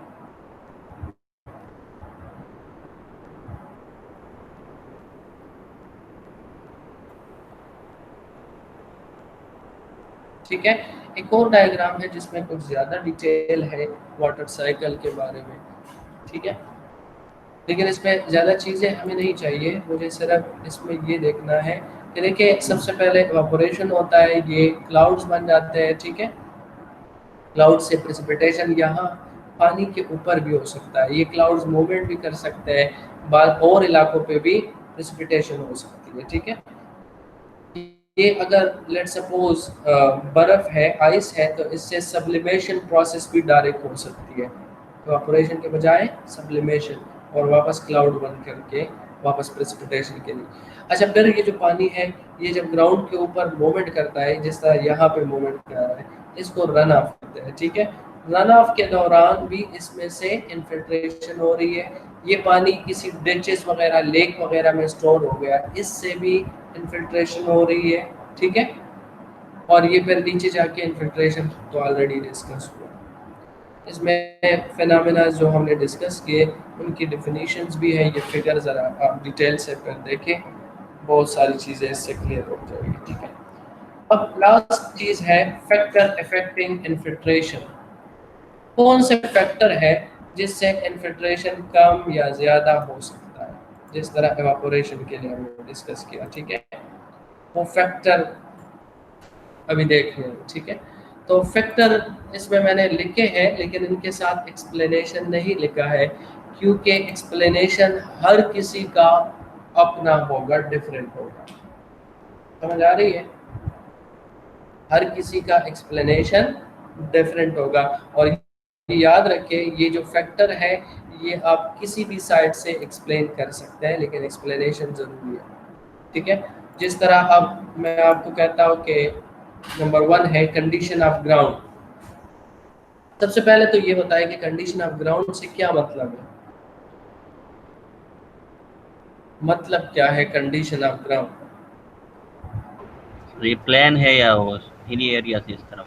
एग्जैक्टली, किस किस्म का एरिया है, हिली एरिया है या प्लेन एरिया है। समझ आ रही है? तो प्लेन एरिया में इन्फिल्ट्रेशन डिफरेंट होगी, हिली एरिया में इन्फिल्ट्रेशन डिफरेंट होगी। तो कंडीशन का मतलब है स्लोप भी आप ले सकते हैं, किसी एरिया में स्लोप ज़्यादा है या कम है। समझ आ रही है? तो आप मुझे बताएं, हिली एरिया में इन्फिल्ट्रेशन ज़्यादा होगी या प्लेन एरिया में इन्फिल्ट्रेशन ज़्यादा होगी?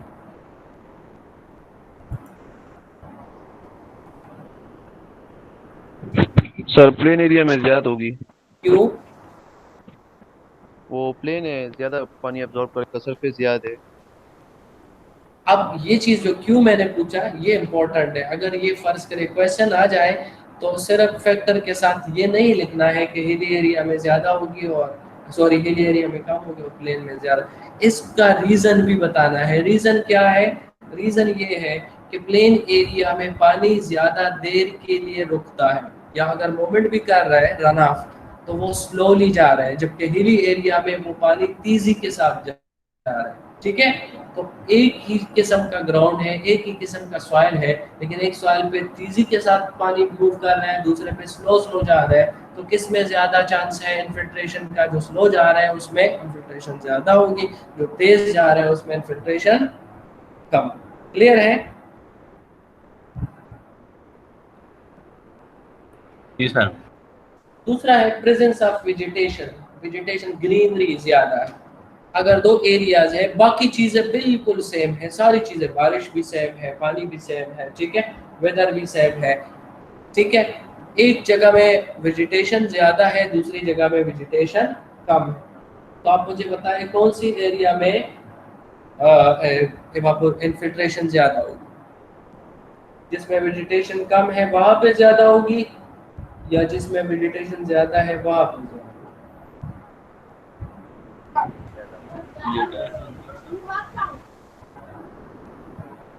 जी बताएं शाहबाज। यहाँ पर वेजिटेशन ज्यादा हो। अच्छा, रीजन क्या है? अगर वेजिटेशन ज़्यादा है तो आप कहते हैं इवापोरेशन ज़्यादा। ये ठीक है, ये गलत नहीं है, लेकिन इसके बाद जो आप रीज़न देंगे उस पर डिपेंड करता है आप किस तरह एक्सप्लेन करते हैं उसको। बताएं शाहबाज।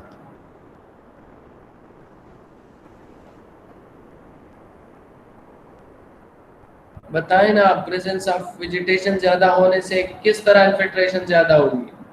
सर वो सोइल को जो है तो पानी चाहिए होता है वेजिटेशन के लिए, तो वो ज्यादा एब्जॉर्ब करती है, फिर सॉइल ज़्यादा एब्जॉर्ब करती है। No, wrong explanation. सॉइल ऊपर से पानी जो है ये ऊपर से रूट पानी ऊपर से एब्जॉर्ब नहीं करता, नीचे से एब्जॉर्ब करता है। याद रखिए, पानी जो रूट एब्जॉर्ब करती है वो टॉप सरफेस से एब्जॉर्ब नहीं कर रहा है, वो नीचे सॉइल में जो पानी मौजूद है वो एब्जॉर्ब कर रहा है। इसका जो एक्सप्लेनेशन है मैं आपको बताता हूँ। लेट सपोज आप कहते हैं कि वेजिटेशन ज़्यादा है तो इन्फिल्ट्रेशन भी ज़्यादा है, ठीक है। तो वेजिटेशन से हमारा मतलब सिर्फ जो चमन वगैरह नहीं है, सिर्फ ग्रीनरी नहीं है, इससे मतलब पौधे भी है, जंगलात है, समझ आ रही है। लेट सपोज दो एरियाज हैं, एक बिल्कुल प्लेन एरिया है जिसमें कोई दरख्त नहीं है, दूसरा है जिसमें जंगल है, बहुत सारे दरख्त है, समझ आ रही है। गौर से सुने, दोनों एरियाज पे बारिशें होती है सेम अमाउंट की। तो जो प्लेन एरिया है उसमें मैं कहता हूँ उसमें ज़्यादा इन्फिल्ट्रेशन नहीं होगी। क्यों नहीं होगी? क्योंकि प्लेन एरिया में पानी आसानी के साथ फ्लो कर रहा है, कोई रुकावट नहीं है फ्लो के लिए, तो तेज़ी के साथ मूव करके निकल जाएगा उससे, ठीक है। इन्फिल्ट्रेशन के लिए टाइम चाहिए, टाइम नहीं मिला, ठीक है। जबकि जिस एरिया में जंगल है, जिसमें पौधे हैं, बड़े बड़े बहुत सारे पौधे हैं, उसमें पानी इतने आसानी के साथ मूवमेंट नहीं कर सकता, रुक रुक के जा रहा है, पानी निकल रहा है, ठीक है। तो स्लोली निकल रहा है, अगर पानी स्लोली निकल रहा है तो इस वजह से वहां पे इन्फिल्ट्रेशन ज्यादा होगी। Is that clear? ये रीजन है। दूसरा, एक स्टूडेंट है, लेट सपोज वो कहता है कि नहीं, जहाँ पे वेजिटेशन ज्यादा है वहां पे क्या कम होगा, इन्फिल्ट्रेशन कम होगा। ये भी ठीक है, लेकिन इसका रीजन क्या है, रीजन एक्सप्लेन करें। रीजन ये है इसका कि दो एरियाज है, लेट सपोज एक में बिल्कुल वेजिटेशन नहीं है, ठीक है, प्लेन एरिया है, नो वेजिटेशन, बेयर ग्राउंड है। दूसरा है जिसमें वेजिटेशन है और सेम एरियाज है। तो जिसमें वेजिटेशन है वहां पे बेयर ग्राउंड कम है, जिसमें वेजिटेशन नहीं है वहां पे बेयर ग्राउंड ज्यादा है, और इन्फिल्ट्रेशन किस चीज में हो रहा है, बेयर ग्राउंड में हो रहा है, ठीक है। तो इस वजह से जहाँ पे वेजिटेशन है वहां पे कम। दोनों तरीकों से एक्सप्लेन कर सकते हैं। टाइप ऑफ सॉइल आप बताएं, टाइप ऑफ सॉइल किस तरह एक्सप्लेन कर सकते हैं? Effect of type of soil,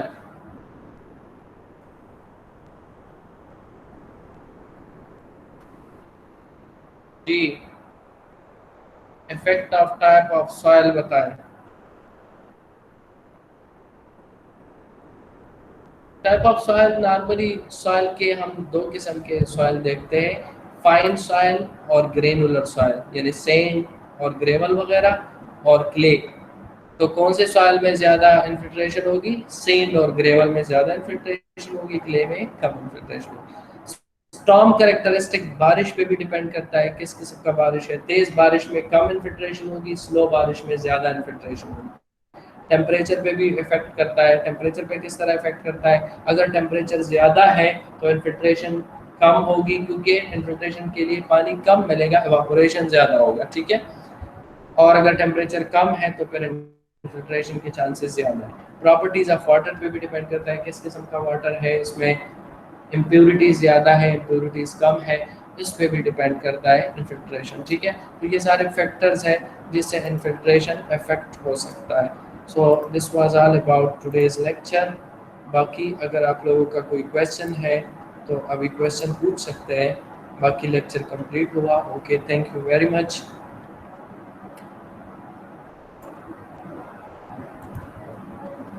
अभी अगर किसी का कोई क्वेश्चन है तो आप पूछ सकते हैं अभी। शाबाश।